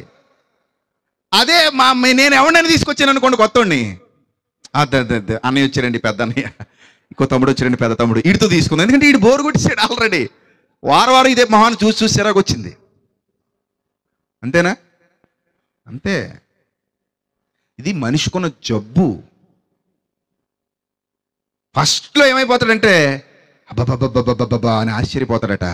అలవాటు అయిపోయేసరికి ఏమంటాడట? అతలకు అంటాడట. అంతేనా? ఇప్పుడు పెళ్ళైన కొత్తలో చూడండి, ఏ పనికి వెళ్ళడు, ఇంట్లోనే కూర్చుంటాడు బెల్లం దగ్గర, ఆ మొహం చూసుకుంటూ. ఎప్పుడు లేని అమ్మ దగ్గుతున్నా మంచినీళ్ళు ఏమని దరిద్రుడు, బెల్లం కిక్కురు అనేసరికి ఏం కావాలి ఇదిగో ఇది తిను అని పెట్టేస్తుంటాడు. ఏరా నాయన అంటే కొత్త కదండి, అలా ఉంటుందండి. ఎన్నాళ్ళరా నాయన? 2-3 నెలలండి. తర్వాత బోరు కొట్టేసిందండి, బయటికి వెళ్ళి అటు ఇటు తిరుగుతాడు పిచ్చి కుక్కల మళ్ళీ. చూసారా? సో మనిషికి అంతా ఏంటంటే కొత్తగా బండి కొనుక్కున్నాం అనుకో, చొక్కా పెట్టి మరీ చూసేస్తావు ట్యాంక్ మీద దుమ్ముంటే. చొక్కా ఇబ్బంది అనిపిస్తుంది, కొత్త బండి కదా దుమ్ముపడిపోయిందని. సంవత్సరం తర్వాత చూడు, కామన్ అది. కామను. కారు కొన్నాం కొత్తగా, వాడు నాకు తాళం ఇచ్చి చేసుకెళ్ళండి సార్ అన్నాడు, బయట వర్షం కురిసేస్తుంది. మనసుకి ఏమనిపించింది అంటే చివుక్కుమంది, అబ్బా కొత్త బండి బురదలో వెళ్ళి బురద కొట్టించాలా, కొత్త కారు కొన్నాం బురదలో పెట్టాలా, అప్పుడు మళ్ళీ వెంటనే అనిపించింది, ఇంక ఇప్పుడు బురదలో పెట్టమా? అంతేనా మరి? ఇప్పుడు బురదలో పెట్టాలా అంటే ఏ రోజు పెట్టమా? బురదలో పెట్టాలి కదా. ఇంకా అంతే, పెడదామని పోయాం అంతే. సో కొత్త ఆశ్చర్యం, పాత పాత చిరాకు. కొత్తకే ఆశ్చర్యం ఉంటుంది, పాతకే చిరాకు. అందుకే రోజు దేవుడు వచ్చి కనబడ్డాడు అనుకోండి, నీకు విశ్వాసం కాదు కదా, ఏ ఉండదు. అలా బాబు అంటావు, మళ్ళీ నువ్వే నమ్మో. మీకు పొద్దున అందరూ తొందరగా లేవండి, అందరూ తొందరగా లేవాలి. రేపు పొద్దున మీ అందరిని ఆశ్చర్యపరచబోతున్నాను. సరిగ్గా అందరూ 6 అవతులకు నడిదిలోకి వచ్చేయాలి. మీకు ఎవరిని చూపించబోతున్నాను తెలుసా అని. ఎవరిని చూపించబోతున్నాను తెలుసా? సూర్యుడిని చూపించబోతున్నాను అని ఎవడైనా అన్నాడు అనుకోండి, మీ రియాక్షన్ ఏంటి? ఏందిరా ఎంత హడావిడి చేసి ఏం చూపిస్తావు నువ్వు? సూర్యుని మాకు తెలియని సూర్యుడు మరి నువ్వు చూపించాలి ఓరా బాబు అంటావు. ఎందుకు నీకు సూర్యుడిని చూడడానికి అంత ఇంట్రెస్ట్ లేదు? చూసి చూసి చూసి చూసి ఏమొచ్చింది? సిరాకు వచ్చింది. అలాగే దేవుణ్ణి పిలిపించి చూపించేసి, కనబడు ప్రభువా, కనబడితే నమ్ముతారు ప్రభువా వీళ్ళు అంటే ఆయన కనబడ్డండి. ఎందుకంటే భూమి మీదకి వస్తేనే చాలా మంది ఏం చేయలేదట, నమ్మలేదట. చూద్దామండి, ఆ వచనాలు చూద్దాం. ఆయన భూమి మీదకి వస్తే ఎలా రియాక్ట్ అయ్యారో చూద్దాం. చూద్దాం. యోహాను సువార్త 3వ అధ్యాయము 12వ వచనం. యోహాను సువార్త 3వ అధ్యాయము 12వ వచనం. భూ సంబంధమైన సంగతులు నేను మీతో చెబుతున్నప్పుడు మీరు నమ్మకున్నప్పుడు. భూ సంబంధమైన సంగతులు చెబుతున్నాడట. చెబుతుంటే ఎవరో ఏం చేయట్లేదట ఆయన మాటల్ని. ఇప్పుడు ముందొచ్చి సువార్త ప్రకటిస్తున్నది ఎవరు? ఆయననా? మనకంటే ముందు ఆయన వచ్చాడా? రాలేదా? వచ్చాడు. ఇప్పుడు సువార్త ఎవరు ప్రకటిస్తున్నారు? మన మాదిరి ఎవరైనా, మన ప్రభు. మనం ఈరోజు క్రీస్తు రాయబారులుగా వీధుల్లోకి వెళ్తున్నాం. ఆల్రెడీ ఆయన ఎప్పుడో వీధుల్లోకి వచ్చేసాడు. మనం వీధుల్లోకి వెళ్ళడం గొప్ప, మన ఊర్లోంచి వీధుల్లోకి, మన ఇంట్లోంచి వీధిలోకి వెళ్ళడం గొప్ప, పరలోకం నుంచి మన వీధిలోకి రావడం గొప్ప? ఏది గొప్ప చెప్పండి? ఏది గొప్ప అండి? మన ఊర్లోంచి మనం వీధిలోకి వెళ్ళడం గొప్ప విషయం కాదు. పరలోకం నుంచి భూమి మీదకి రావడం గొప్ప విషయం. అలాంటి గొప్పదైన ఘడియ 2000 సంవత్సరాల క్రిందట ఈ భూమి మీద ఆసన్నమైతే, జరిగితే, ప్రత్యక్షమైతే ఎవడు కూడా నమ్మలేదట. మీరు నమ్మకున్నప్పుడు పరలోక సంబంధమైన విషయములు మీతో చెప్పిన ఎడల ఈ అలాగు నమ్ముదురు అన్నాడండి. భూ సంబంధమైనవి నేను మీతో చెబుతున్నప్పుడే మీరేం చేయట్లేదు, నమ్ముతులేదు. ఇంకా పరలోక సంబంధమైన విషయాలు మీతో చెప్తే మీరు నన్ను నమ్ముతారా? అలా కాదండి. చెప్పడం మాట అటు ఉంచండి. చెప్పేదానికి ఏదైనా ఒక అద్భుతం, లేదా ఒక సూచక్రియ, లేకపోతే ఒక మహత్కార్యం, ఇలాంటివి ఏమైనా జరిగితే తొందరగా ఏం చేస్తారట? నమ్మేస్తారట. ఇదొక చెత్త ఆలోచన. మనం కూడా అంతే. ఏదైనా అద్భుతం జరిగితే దేవుణ్ణి నమ్ముతారు, ఏదైనా మహత్కార్యం జరిగితే దేవుణ్ణి నమ్ముతారు, ఏదైనా సూచక్రియ జరిగితేనే కదా దేవుణ్ణి నమ్ముతారు. అలా జరిగించు ప్రభువా అని అంటేనట. దానికి కూడా మంచి వివరణ ఇస్తున్నాడు. చూడండి ప్రియులరా, యోహాను సువార్త 9వ అధ్యాయము 18వ వచనం. యోహాను సువార్త 9వ అధ్యాయము 18వ వచనం చూద్దాం ప్రియులరా. వాడు గుడ్డివాడై ఉండి చూపు పొందెనని యూదులు ఏం చేయక నమ్మక,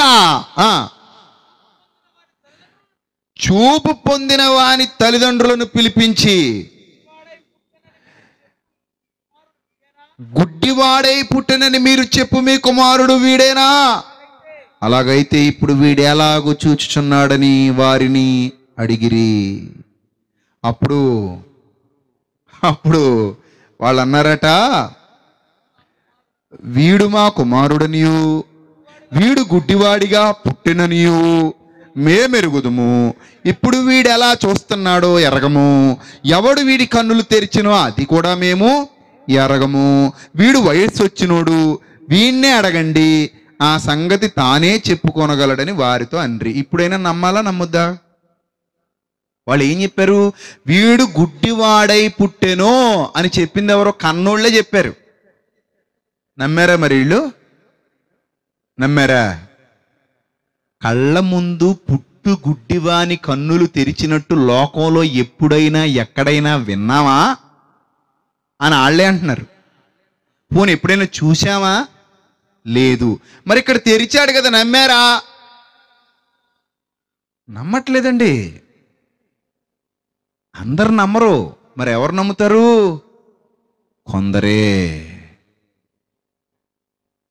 ఈ లోక జ్ఞానపు మాయలో, వెర్రితనపు మాయలో ఉన్నవారు ఎవరు కూడా ప్రభువుని నమ్మరు. నమ్మలేదట ఆయన్ని. చూడండి మరొక అద్భుతమైన విషయం, 35వ వచనం కూడా చూడండి. వాడిని వెలేసారట. పరిసయ్యులు ఆ గుడ్డివాణిని వెలివేసిరని యేసు విని వానిని కనుగొని వాడిని అడుగుతున్నాడట, నువ్వు దేవుని కుమారుని యందు విశ్వాసం ఉంచున్నావు అని అడిగితే అందుకు వాడు, ప్రభువా నేను ఆయన యందు విశ్వాసం ఉంచుటకు ఆయన ఎవడన్నాడట. ఎవడెంతకైనా దేవుని కుమారుడు అంటే ఎవడు? పాపం ఇతనికి లేఖనాలు తెలీదు, ధర్మశాస్త్రం తెలీదు, ఏమీ తెలీదు. అప్పుడు ఆయన అన్నాడట, నీవు ఆయన్ని చూస్తున్నావు కదా, నీతో మాట్లాడుచున్నవాడే దేవుని కుమారుడు అని చెప్పాడు. అంతటా వాడు, ప్రభువా నేను నమ్ముతున్నానని చెప్పి ఆయనకి మొక్కాడు. అప్పుడు అంటున్నాడు ఆయన, చూడని వారు చూడాలి, చూసేవారు గుడ్డివారు కావాలి. అంటే వాక్యం ప్రకటింపబడాలి, దేవుని మాట ప్రకటింపబడాలి. చూడండి ఆ తర్వాత అంటాడు, అను తీర్పు నిమిత్తము నేను ఈ లోకమునకు వచ్చితినని చెప్పెను. ఇంకా మరో సందర్భాన్ని కూడా మనం దైవ గ్రంథంలో నుండి చూద్దాం. యోహాను సువార్త అదే యోహాను సువార్త 12వ అధ్యాయము, అదే యోహాను సువార్త 12వ అధ్యాయము 37వ వచనం చూద్దాం. యోహాను సువార్త 12వ అధ్యాయము 37వ వచనం. యేసు ఈ మాటలు చెప్పి వెళ్ళి వారికి కనబడకుండా దాగి ఉండెను. ఆయన, జాగ్రత్తగా అండర్లైన్ చేసుకోండమ్మా, మనం ఇందాక నుంచి ఏదైతే ప్రపోజల్ పెట్టామో దానికి సరైన సమాధానం ఇక్కడ ఇస్తున్నాడు చూడండి. ఆయన వారి ఎదుట ఇన్ని సూచక క్రియలు చేసినను వారాయన యందు విశ్వాసముంచరైరి. ఏం చేశారట? ఇన్ని సూచక్రియలు చేసిన అలవాటు పడిపోయారట. అంతే, అలవాటు పడిపోయారు. కానీ ప్రభువుని నమ్మారా? నమ్మలేదట. ఎందుకు నమ్మలేదు? ఎందుకు నమ్మలేదు అంటే, ఇది సూచక్రియలు చేసేస్తేనో ప్రభు కనబడితేనో ప్రభువుని నమ్మేస్తారు అనుకోవడం అవివేకం ప్రియులారా. హృదయం తెరవబడాలి, విశ్వాసము అనేది కావాలి. ఆ హృదయంలో పరివర్తన రావాలి. అర్థం చేసుకోవాలంటే మనోనేత్రాలు వెలిగింపబడాలి. మనోనేత్రాలు వెలిగింపబడాలి. నమ్మటం నమ్మకపోవటం అనేది మనసుకు సంబంధించిన విషయం. అది మనసుకు సంబంధించిన విషయం. కాబట్టి ఏదో ప్రూఫ్ ఉంటే నమ్ముతారు, రుజువు చూపిస్తే నమ్ముతారు అనుకోవటం అవివేకం. ఎందుకంటే ఆయన వారి ఎదుట ఎన్ని సూచక్రియలు చేసినను వారు ఆయన యందు విశ్వాసం ఉంచరైరి. ప్రభువా ఈ వర్తమానము నమ్మిన వాడెవడు? ప్రభు యొక్క బాహువు ఎవనికి బయలుపరచబడిను అని ప్రవక్తయగు యెషయా చెప్పిన వాక్యము నెరవేరునట్లు ఇది జరిగెను. ఇందుచేత వారు నమ్మలేకపోయిరి. చూసారా? ఇందుచేత వారు ఏం చేయలేకపోయారట? నమ్మలేకపోయారట. ఇంకొక విషయం చెప్తాను. కొంతమందికట అన్ని సూచక్రియలు మహత్కార్యాలు ప్రభు చేయటం, చచ్చిపోయిన వాళ్ళని లేపటం, మోగోళ్ళకి నోరివ్వడం, గుడ్డోళ్ళకి కళ్ళు ఇవ్వడం, కుంటోళ్ళని నడిపించటం, లేదా కొద్దిపాటి ఆహారం తీసుకుని 5 రొట్టెలు 2 చేపలు, చిన్నపాటి ఆహారం తీసుకుని వేల మందికి దాన్ని వడ్డించడం, ఇలాంటి అత్యద్భుతాలు, మహాద్భుతాలు, వర్ణింప సఖ్యము కాని, వర్ణింప వీలు కాని, వర్ణనాతీతమైన అద్భుత మహాద్భుతాలు జరిగించిన విషయం కొంతమంది అధికారుల దాకా కూడా వచ్చిందట. ఎవరిళ్ళు? పెద్దోళ్ళు, సమాజంలో పేరు ప్రఖ్యాతులు సంపాదించేసుకున్న పెద్దోళ్ళు. ఈ పెద్దోళ్ళ దాకా వస్తే మరి వాళ్ళు నమ్మాలి కదా. చూద్దాం అది ఏం జరిగిందో చూద్దాం. 42వ వచనం, యోహాను సువార్త 12వ అధ్యాయము 42వ వచనం చూడండి ఏం జరిగిందో. అయినను అధికారులలో కూడా అనేకులు ఆయన యందు విశ్వాసముంచిరి. విశ్వాసముంచిరి తర్వాత ఏంటి మళ్ళీ? కానీ అంటే అయిపోయింది. కానీ అంటే ఏమైందని? అయిపోయిందని. సమాజములో నుండి వెలివేయబడుదుమేమో అని పరిసయ్యులకు భయపడి వారు ఒప్పుకోలేదు. వారు దేవుని మెప్పు కంటే మనుష్యుల మెప్పును ఎక్కువగా అపేక్షించారు. ఈ రోజుల్లో కూడా అలాంటి వాళ్ళు లేరనా? పోలడంతమంది ఉన్నారండి. సువార్త విని ఇదే సత్యం అని అంగీకరించాలన్న తలంపు వచ్చినా కూడా మా బంధువులు ఏమనుకుంటారో, మా పిల్లకి పెళ్ళి అవుదేమో, మా వాడికి ఎవరు పిల్లనివ్వరేమో. రక్షణ గొప్పదా, పిల్లనివ్వడం గొప్పదా? రక్షణ గొప్పదా, పిల్లకి పెళ్ళి అవ్వడం గొప్పదా? పెళ్ళి నరకానికి పోతే మంచిదా? పెళ్ళి అవ్వకుండా అయినా అలా ఉండిపోవడం మంచిదా? ఏది మంచిది? ఉంటే మంచిదా, పోతే మంచిదా? అలాగడిగితే అర్థం అవుద్దేమో. ఉంటే మంచిదా, పోతే మంచిదా? అంతే కదా. సో మనకి పిచ్చి ఆలోచనలు వస్తుంటే ఒక్కోసారి అలా నిందిస్తారేమో, ఇలా నిందిస్తారేమో, మన ఇంటికి ఎవరో రారేమో, బంధువులు అలా అంటారేమో, స్నేహితులు ఇలా అంటారేమో, వాడు అవమానపరుస్తాడేమో, వీడు అవమానపరుస్తాడేమో. ప్రియులరా, సత్యం అర్థమైతే ఎవడేమనుకున్నా పర్లేదనే మనస్సాక్షి వస్తుంది. సత్యం అర్థమైతే ఇదే సత్యం అని అర్థమైతే ఎవడేమనుకున్నా పర్లేదు అనిపిస్తుంది. ఇది సత్యం కాదు అనిపిస్తే ఎవడో ఏదో అనేస్తాడేమో,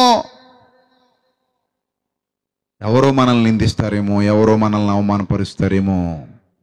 మనకు ప్రభువే వద్దు. చూసారా, వాళ్ళు మనుష్యుల దేవుని మెప్పు కంటేనట మనుషుల మెప్పుని ఎక్కువగా ఏం చేశారట? అపేక్షించారట. అంటే ప్రభు సువార్త ప్రకటిస్తున్నారు. నువ్వు తిరిగి జన్మించాలనుకుంటున్నావా, లేకపోతే శాశ్వతమైన మరణంలోనికి వెళ్ళాలనుకుంటున్నావా అని అడుగుతుంటే వాళ్ళందరూ దేని కోటేశారు? తిరిగి జన్మించడానికి ఓటేశారా?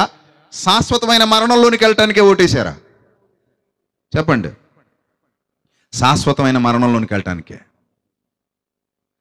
మన భారతదేశంలో కూడా మన దౌర్భాగ్యం ఏంటంటే, ఆర్య మతంలో కులాలని విడగొట్టేసి 3 కులాలు గొప్పవి, మిగిలిన కులాలన్నీ చెత్తవి అన్నట్టుగా సృష్టించారు ఆర్య మతంలో. అందుకని కులాల జబ్బు ఉండేసరికి కులాలకో దేవుడు, కులానికో దేవుడు.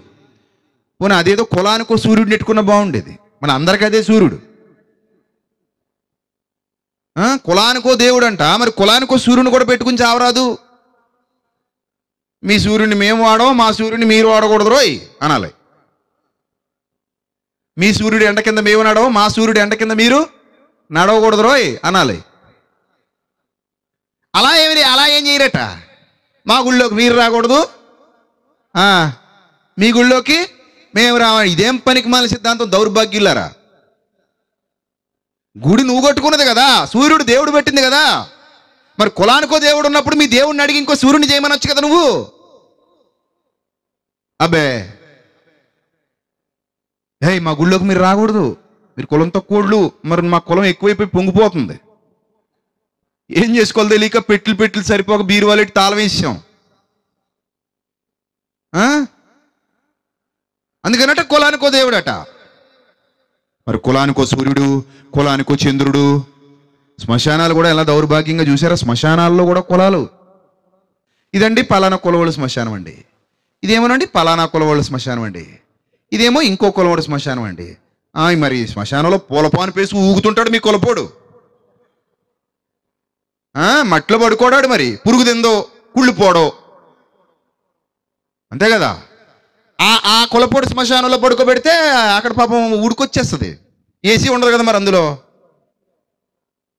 అందుకని ఇక్కడైతే నువ్వు ఏసీ పెట్టి డబల్ కట్ పెట్టేస్తావు, నీ కులపోటు శ్మశానం నీ శ్మశానం అయితే. శ్మశానమే, అక్కడ ఉన్నది మట్టి శ్మశానమే, ఇంకా అందులో ఏమీ లేదు. నువ్వు ఏ శ్మశానంలో వాడికి కప్పెట్టినా అక్కడ పురిగే తింటది, ఏ శ్మశానంలో కప్పెట్టినా ఎముకలే ఉంటాయి. ఇప్పుడు ఈ శ్మశానం పలానా కులపోటిది, ఆ శ్మశానం పలానా కులపోటిది అంటున్నావు కదా. కప్పెట్టాక 10 సంవత్సరాలకో లేదా కప్పెట్టాక 1 సంవత్సరానికి ఇక్కడ శవాన్ని దవ్వుదాం, అక్కడ శవాన్ని దవ్వుదాం, ఏమొస్తుంది? అస్థిపంజరం వస్తుంది. దాన్ని తీసుకొచ్చి ఇక్కడో 10 ఏళ్ళ కడదాం, ఇక్కడో 10 ఏళ్ళ కడదాం. అందులో ఎవడు ఏ కులపోడో చెప్పి చూద్దాం. ఆ వేలాడుతున్న ఆ అస్థిపంజరాన్ని చూసి చెప్పలేవు. చూసారా, ఈ కులాల వారీగా వెడగొట్టేసరికి యేసుప్రభు అండి మన కులం దేవుడు కాదండి, మరి ఏ కులం దేవుడో? దేవుళ్ళకి కూడా కులాలా? చీ అనిపించట్లేదు? చీ, ఇది ఏ కులం వర్షం? వర్షం కురుస్తుంది కదా, ఏ కులపోళ్ళు వర్షం ఇది? ఇది ఏ కులపోళ్ళు మంచు? చూసారా, అలాంటివే ఉండవు. కులానికి సూర్యుడు లేడు, కులానికి చంద్రుడు లేడు, కులానికి ఆకాశం లేదు, కులానికి భూమి లేదు, కానీ కులానికి మాత్రం వీళ్ళకి ఏమొచ్చారంటే మనుషులు. మొన్ననే సెమినార్లో చెప్పా, రోడ్డు మీద ఎవరైనా అందమైన అమ్మాయి వెళ్ళిపోతుంది అనుకోండి, మోహపు చూపుతో చూస్తాడు పనికిమాలినోడు, అప్పుడు కులం ఏంటని చూడ్డు. ఇదే పనికిమాలినోడు మోహపు చూపులతో అందరినీ చూసేస్తాడు, ఇదే పనికిమాలినోడు పెళ్లి చూపులకి వెళ్తాడు, అక్కడ మాత్రం కులం కావాలంటాడు. అంటే మోహపు చూపులకి వీడికి ఏం అక్కర్లేదంటే కులం అక్కర్లేదు, వ్యభిచారానికి కులం అక్కర్లేదు, కానీ పెళ్లి చూపులకు మాత్రం ఏం కావాలట? కులం కావాలట. ఏంటి మరి ఈ పైత్యం? ఈ పైత్యం ఏంటో అర్థం కాలేదు. కాబట్టి ప్రియులరా, ప్రభువును నమ్మటానికి వీళ్ళకి మనుషుల మెప్పడ్డొచ్చింది. మనుషులు మెప్పడ్డొచ్చి మా బంధువులు ఏమనుకుంటారో, మా స్నేహితులు ఏమనుకుంటారో, మా కట్టుబాట్లు ఏమైపోతాయో, మా కులపు కట్టుబాట్లు, రేపటి నుంచి ఎవరో మమ్మల్ని పిలవరేమో, పిలవకపోతే ఊపిరాగిపోద్దా ఏంది? పిలవకపోతే ఊపిరాగిపోద్దా అని, అంతేనా? కాబట్టి మనిషి మెప్పు కోసం మనం బతకాల్సినంత అవసరం లేదు. ఎందుకంటే గాలినిచ్చేది మనిషి కాదు, దేవుడు. ఇది రుజువు.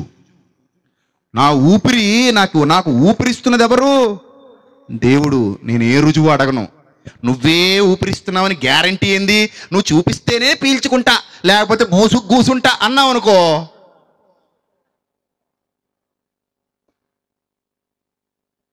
అందుకని ఇది మా కులం గాలి, ఇది మా కులం ఊపిరి అనేవి లేదు.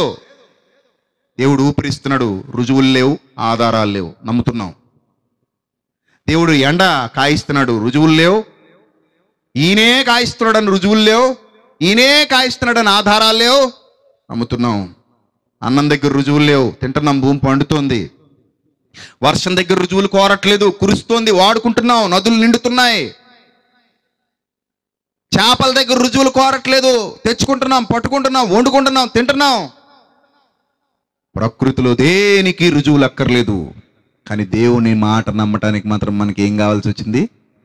దేవుడిచ్చే వాటన్నిటికీ రుజువులు లేవే, అడగవే. అదేంది ప్రభా గాలి ఇచ్చేసావు, అదేంది ప్రభా భోజనం పెట్టేసావు, ఆహారం పండించేస్తున్నావు, భూమిని పండించేస్తున్నావు, అదేంది ప్రభా సూర్యుడిని రప్పిస్తున్నావు. క్రమం తప్పడండి సూర్యుడు ఎప్పుడు కూడా, అంతకంటే రుజువే. మన ట్రైన్లు లేట్లు, చివరికి ఫ్లైట్లు కూడా లేట్లే. మొన్న నేను ఫ్లైట్ ఎక్కితే చెన్నైలో రాత్రి అంతా కూర్చోబెట్టాడు నన్ను. చెన్నైలో ఉండిపోయిన ఒక రాత్రి అంతా నా ఫ్లైట్ లేటు.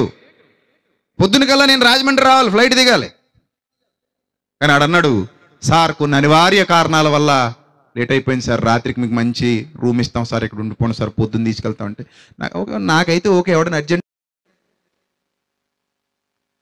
అర్జెంట్ ఎవడో చచ్చిపోతారు, రావాలని అర్జెంటుగా కొనుక్కుని ఎక్కుతాడు ఫ్లైటు. ఏంది పరిస్థితి?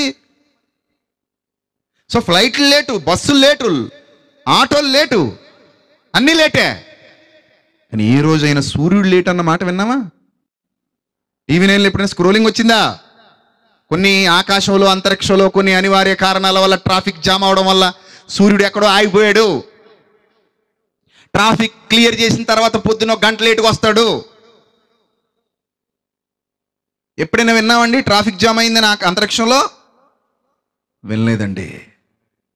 దేవుణ్ణి నమ్మటానికి ఇక్కడ ఎక్కడ రుజువులు అడగట్లేదు, కానీ సువార్త నమ్మటానికి మనిషికి ఏం కావాలట? రుజువు కావాలట.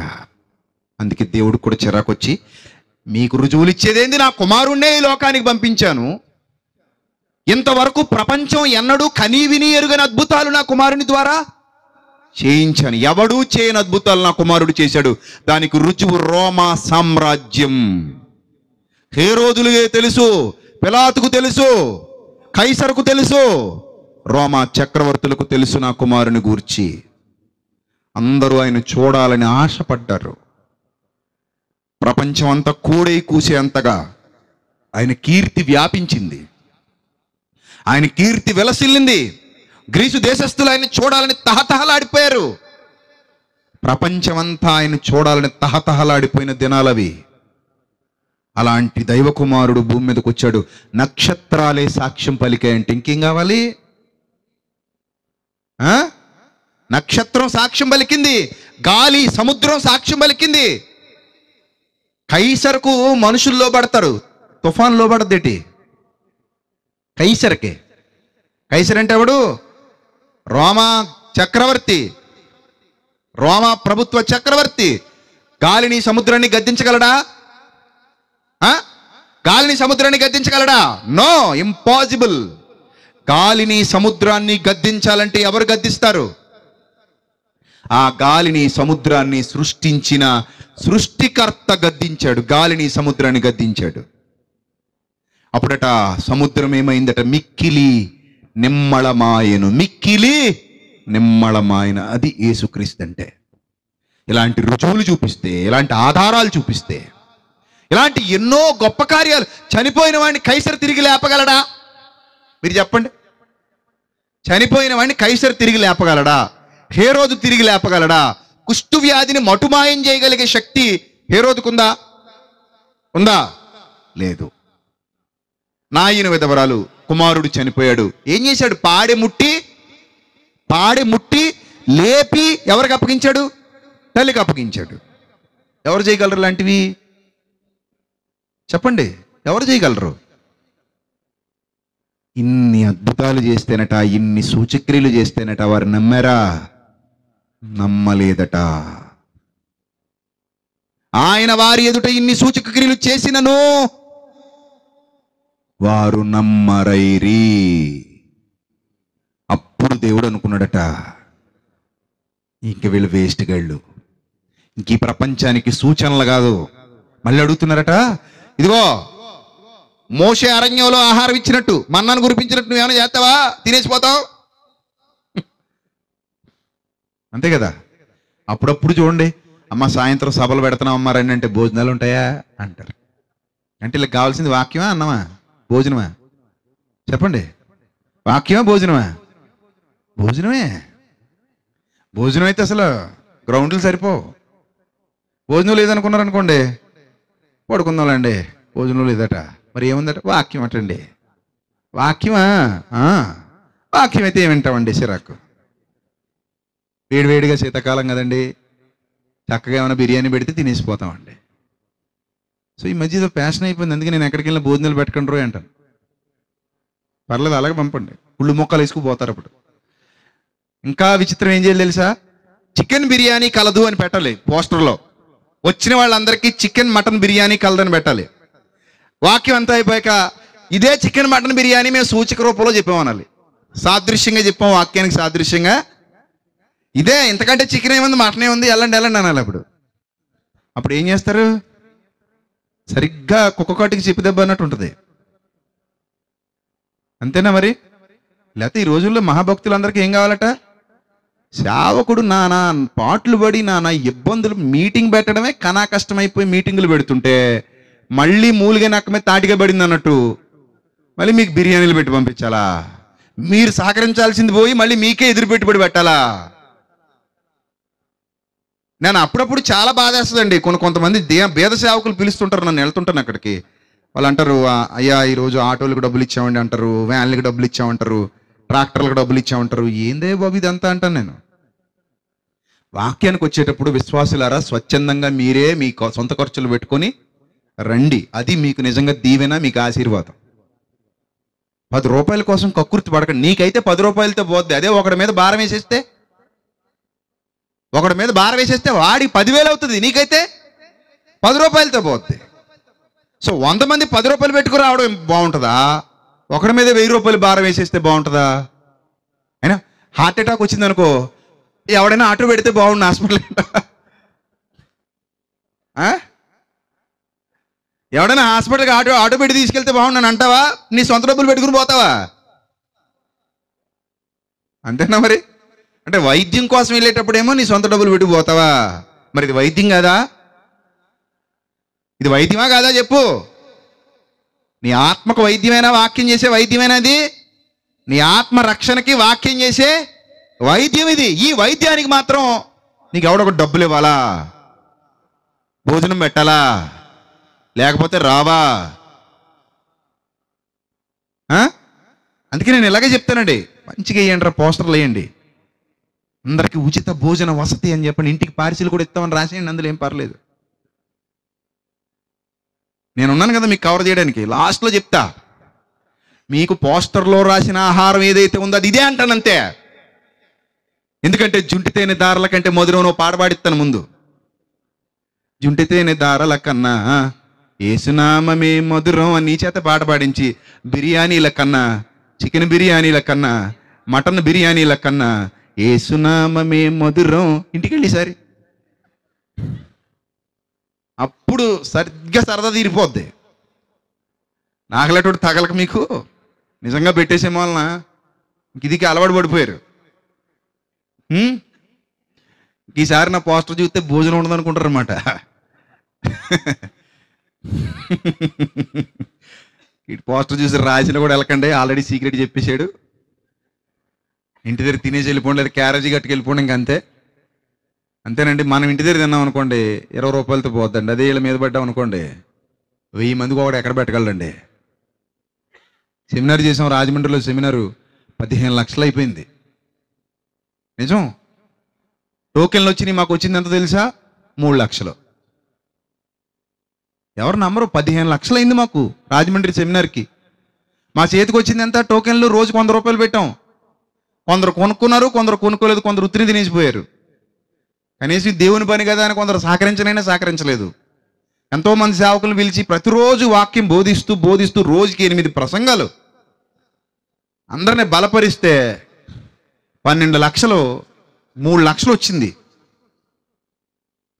టోకెన్ల రూపంలో. అలా ఉంటాయి జనాల పరిస్థితులు.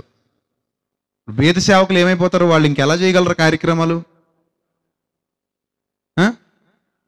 కాబట్టి ఇప్పుడు కూడా అందరూ ఒకరికొకరు ఏం చేయాలి? సహకరించుకోవాలి. అందరూ ఒకరికొకరు సహకరించుకోవాలి తప్ప ఒకడి మీదే భారం పడే విధంగా ఎప్పుడు చేయకండి ప్రియులారా, అది చాలా తప్పు. ఆ స్వభావం కూడా మనకు ఉండకూడదు, స్వార్థపూరితమైన ఆలోచనలు ఉండకూడదు. అందుకే ప్రభు అంటున్నాడు, క్షయమైన ఆహారము కొరకు కష్టపడకుడి గాని నిత్య జీవము కలుగజేయు, అనగా మిమ్మల్ని తిరిగి జన్మింపజేసే, మీకు శాశ్వతమైన జీవితాన్ని ఇచ్చే అక్షయమైన ఆహారము కొరకే కష్టపడండి అన్నాడు. మీకు శాశ్వతమైన జీవితాన్ని ఇస్తుంది అక్షయమైన ఆహారం, దానికోసం కష్టపడండి. క్షయమైన ఆహారం ఎంతకాలం తింటాం? అంతేనా? మనకు తెలియని బిర్యానీయా, మనకు తెలియని చికెనా? ఇక్కడ ఇంకో విచిత్రం చెప్పాలి. ఇందాక ఒకటి చెప్పుకున్నాం కదా, రోజు చూస్తే బోరు కొడద్దని. ఇక్కడ కొట్టదండి, ఏంటో మరి. ఇది ఇంకా టూ డిఫరెంట్ అనమాట. ఇది ఈ విషయం రోజు తింటాం. ఇశ్రాయేలీలాగా పొడి సందులో ఉండగానే ఇంకా ఉగ్రత రావాలన్నమాట. అస్సలు మనకు బోరు కొట్టదు. అలా ఉంటారు మనుషులు. మనకు తెలియదా చెప్పండి అది? కానీ వాక్యం చాలా గొప్పది ప్రియులరా. యేసుక్రీస్తు ప్రభువారు వాక్యం ప్రకటిస్తుంటే వాళ్ళు అంటున్నారట, మా నిమిత్తము ఏ సూచక్రియ చేయదువు అని అడుగుతుంటే అంటారు, వ్యభిచారులైన చెడ్డతరం వారు సూచక క్రియలు అడుగుచున్నారు అంటాడు. వ్యభిచారులైన చెడ్డతరం వారు ఏమడుగుతున్నారు? సూచక్రియను అడుగుతున్నారు, యోనాను గూర్చిన సూచక్రియే తప్ప మరి ఏ సూచక క్రియయు మీకు అనుగ్రహింపబడదు. క్లోజ్. మీకు ఏ సూచక్రియ అనుగ్రహింపబడదు అనేసాడు అంతే. ఎందుకంటే ఎన్ని సూచక్రియలు చేసినా వాళ్ళు ఏం చేయట్లేదు, వాళ్ళు నమ్మట్లేదు. పైపెచ్చి ఈయన్ని ఏమంటున్నారు తెలుసా? సూచక్రియ చేశాక ఏమంటున్నారు అది కూడా ఒకసారి చూద్దాం. చూడండి, సూచక్రియ చేశాక ఏమంటున్నారట. యోహాను సువార్త 10వ అధ్యాయం 8వ అధ్యాయం 52వ వచనం. యోహాను సువార్త 8వ అధ్యాయం 52వ వచనం. సూచక్రియ చేశాక ఏమంటున్నారట చూడండి వీళ్ళు. అందుకు యూదులు, నువ్వు దయ్యము పట్టిన వాడవని ఇప్పుడు ఎరుగుదుమో. ఏం పట్టినోడట ఈయన? దయ్యం పట్టినోడట. 7వ అధ్యాయం 20వ వచనం కూడా చూద్దాం. అదే యోహాను సువార్త 7వ అధ్యాయం 20వ వచనం. అందుకు జన సమూహము, నీవు దయ్యము పట్టిన వాడవు. జన జన జన సమూహం, శాస్త్రులు పరిచయలు మాత్రమే కాదు, జన సమూహం కూడా ఏమందట, నువ్వు దయ్యం పట్టినోడు. మరి రొట్లు చేపలు పెట్టినప్పుడు అప్పుడు దయ్యం పట్టినోడు కాదా? మరి దయ్యం పట్టినోడు రొట్లు చేపలు పెడితే పీకల దాకా పందులు తినడు తినేయచ్చా? అప్పుడు దయ్యం పట్టినోడు కాదట. ఎప్పుడైతే వాళ్ళని ఖండించి వాక్యానుసారంగా బుద్ధి చెప్పాడో అప్పుడు ఏమైపోయాడట ఈయన? దయ్యం పట్టినోడు. జనసమూహాలు, వెంబడించిన జనసమూహాలే ఇప్పుడు ఏమంటున్నారు? దయ్యం పట్టినోడు అంటున్నారట. చూడండి మరో మాట, లూకాసు వార్త 11వ అధ్యాయం 15వ వచనం కూడా చూద్దాం. లూకాసు వార్త 11వ అధ్యాయము 15వ వచనం. అయితే వారిలో కొందరు, వీడు దయ్యములకు అధిపతి అయిన బయల్జబూలు వలన దయ్యములను వెళ్ళగొట్టుచున్నాడని చెప్పుకొనిరి. మరికొందరు ఆయన్ను శోధించుచు పరలోకము నుండి ఒక సూచక్రియ చూపమని ఆయన్ను అడిగిరి. చూసారా, దిగొస్తే జరిగింది ఇది, కనబడితే జరిగింది ఇది, మహత్కార్యాలు చేస్తే జరిగింది ఇది, సూచక్రియలు చేస్తే జరిగింది ఇది. పోనీ మరణించి తిరిగి లేస్తే ఏమైనా నమ్మేశారా? మళ్ళీ వెంటనే డబ్బులు చేంజ్ చేశారట. శిష్యులు వచ్చి శవముని ఎత్తుకొని పోయిరని అబద్ధము చెప్పుడి అన్నారట. వారికి చాలా ద్రవ్యం ఇచ్చారట. అసలు నిజంగా వీళ్ళు మనుషులు అంటారా బండరాళ్ళు అంటారా? నాకైతే చాలాసార్లు బైబిల్ చదివినోడు అనిపిస్తుంది ఈ యూదులు భయంకరులు అనిపిస్తుంది. ఇప్పటికే అబద్ధమే నడుస్తుంది. అందుకే మొన్న నేను ఇజ్రాయెల్కి వెళ్ళినప్పుడు ఆ ఏడుపుల గోడ దగ్గర ఒక్కొక్కరు తెగ ఏడుతున్నారు యూదులు. అసలు వీళ్ళు ఏమి ఏడుతున్నారు అబ్బా అని దగ్గరికి వెళ్ళి చూస్తే వాళ్ళ దగ్గర పాత నిబంధన ఉంది, కొత్త నిబంధన వాడరు వాళ్ళు, ఓన్లీ పాత నిబంధన. అక్కడికి వెళ్ళి ఏం ప్రార్థన చేస్తున్నారు తెలుసా? ఊగిపోతూ ఏడుపుల గోడ దగ్గర యెరూషలేములో, ప్రభువా మెస్సియాని పంపించి తండ్రి. ఇంకేం పంపిస్తాడు రా బాబు? ఆల్రెడీ 2000 సంవత్సరాల కిందట ఎవరు వచ్చారు? మెస్సియా వచ్చాడు. కానీ ఇప్పటికీ యూదులు అక్కడ ఏమని ప్రార్థన చేస్తున్నారంటే మెస్సియాని పంపించి. యూదులందరూ అదే ప్రార్థన చేస్తున్నారు. నేను ఆశ్చర్యపోయాను. నాతో పాటు ఉన్న పాస్టర్ గారితో అన్నాను కూడా, ఏమంటే వీళ్ళు కళ్ళు పోయాయంటారా, ఇంక మూర్ఖులు మారరా అన్నాను. ఏమనకండి బాబు, వీళ్ళంతే, మన భాష అలాగా అర్థం కాదు కదండి. నన్ను తిట్టుకొచ్చి నేను హ్యాపీగా అండి. వారు మూర్ఖుడా, ప్రభు వచ్చాడు రా మూర్ఖుడా, ఇంకీ ఏడుపులు గోడ దగ్గర ఏడుతున్నావు ఏందిరా మూర్ఖుడా, యూదుడా. ప్రభు వచ్చి 2000 సంవత్సరాలు అవుతుంది, కానీ ఇంకా వాళ్ళు అక్కడ ఏం ప్రార్థన చేస్తున్నారు? మెస్సియాని పంపించని. అదే రెండో రాకడ కోసం అన్నమాట. ఇంకా అది వచ్చేస్తే వీళ్ళ చాప్టర్ క్లోజ్ అయిపోద్ది. ఇంకా వీళ్ళు అడిగేదేమో మొదటి రాకడ కోసమే, ఇంకా రాలేదనుకుంటున్నారు వాళ్ళు. ఇంకా రాలేదు, పంపించు ప్రభువా అని ఏడుస్తున్నారు. అంటే వచ్చిన యేసుక్రీస్తుని మాత్రం వీళ్ళు ఏం చేయరట? నమ్మరట. 2000 సంవత్సరాలుగా అబద్ధాలు నమ్మి మోసపోతున్నది యోధ జాతి. ఆలోచించండి ప్రియమైన దేవుని ప్రజలారా, మనిషి మరణించే పరిస్థితిలో ఉన్నప్పుడు తిరిగి జన్మించాలంటే ఒకే ఒక్కటి, అదేంటది? సువార్త. ఆ సువార్త వినాలి, వినిన దాని ప్రకారంగా జీవించాలి. అందుకే వినుట వలననే విశ్వాసము కలుగును. ఎందుకంటే చూచుట వలన ఏమీ కలగలేదు కాబట్టి. చూచుట వలన ఏమైనా కలిగిందా? చూసి ఇంకా నమ్మలేదట. అందుకే చూచి నమ్మిన వాడు కాడురా నాయన ధన్యుడు. మరెవరు ధన్యురట ప్రభు దృష్టిలో? చూడక నమ్మిన వారే ధన్యులు. అందుకే సువార్త ప్రకటనయను వెర్రితనము చేత దేవుడి నిర్ణయం ఎందుకు తీసుకున్నాడో రుజువులు చూపించాను ఇప్పటి వరకు మీకు.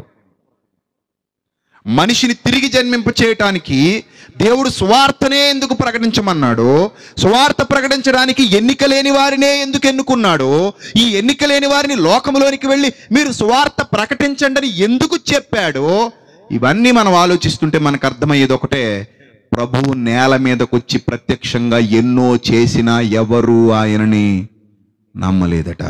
జన సమూహములే ఆయనని నమ్మలేదట. చివరికి ఏమని ముద్రేశారట? దయ్యం పట్టినోడు అన్నారట. అందుకే నమ్మువారిని రక్షించుట దేవుని దయాపూర్వక సంకల్పమాయెను అన్నాడండి. సువార్త ప్రకటనయను వెర్రితనము చేత నమ్మువారిని రక్షించుట దేవుని దయాపూర్వక సంకల్పమాయెను. అందుకే నమ్మి, సువార్తను నమ్మి విని విశ్వసించి బాప్తిస్మము పొందినవాడు, రక్షింపబడినవాడు రుజువులు కోరడు. వాడు రుజువులు కోరడు. ప్రేమను బట్టి మనకు అమ్మ ఎవరో అర్థమైపోద్ది. నువ్వే మా అమ్మవని ప్రూఫ్ ఏంటి అని ఏ కొడుకుని అడుగుతాడా?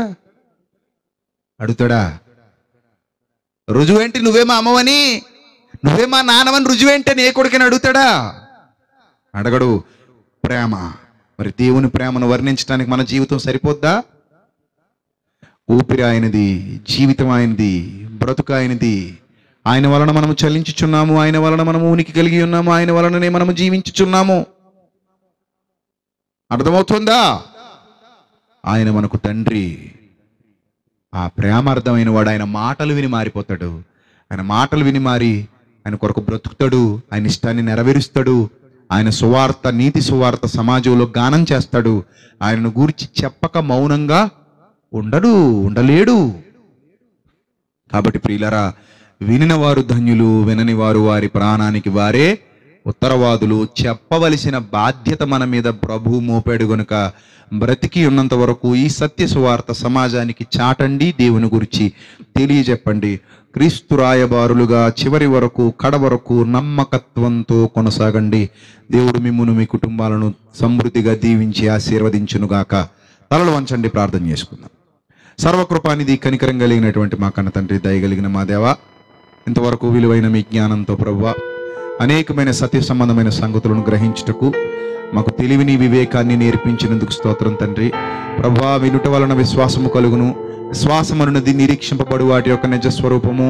అదృశ్యమైనవి ఉన్నాయనుటకు రుజువునైనది తండ్రి. అలాంటి గొప్పదైన విశ్వాసంతో మీ పిల్లలముగా మేమందరము కొనసాగుటకు సహాయం చేయండి. అనేక ప్రాంతాల నుండి మాటలు వింటున్నటువంటి మీ పిల్లల్ని బలపరచండి, స్థిరపరచండి, మీ కృపలో భద్రపరచండి. మీ యొక్క జ్ఞానమును, వివేకమును అందరికీ అనుగ్రహించండి. సమస్త ఘనత, మహిమ, ప్రభావములు మీకే చెల్లిస్తూ ప్రభువా, ఈ సభను ఏర్పాటు చేసిన పిల్లలకు మీ కాపుదల దయచేయమని, అలాగే వేదిక మీద ఉన్న ప్రతి దైవజనుని మీ చిత్తం యొక్క సంపూర్ణతలోనికి నడిపించమని, సంఘములన్నిటిని దీవించమని, ఆశీర్వదించమని, ఇలాగే ప్రభువా సేవకులందరూ ఐక్యంగా ఉండి మీ సేవను ఇంకను వృద్ధి పొందించుటకు సహాయం చేయమని క్రీస్తు నామంలో ఈ ప్రార్థన మనవులు అడిగి వేడుకొనుచున్నాం మా కన్న తండ్రి. ఆమేన్. అందరికీ వందనాలు. May God bless you all. Thank you.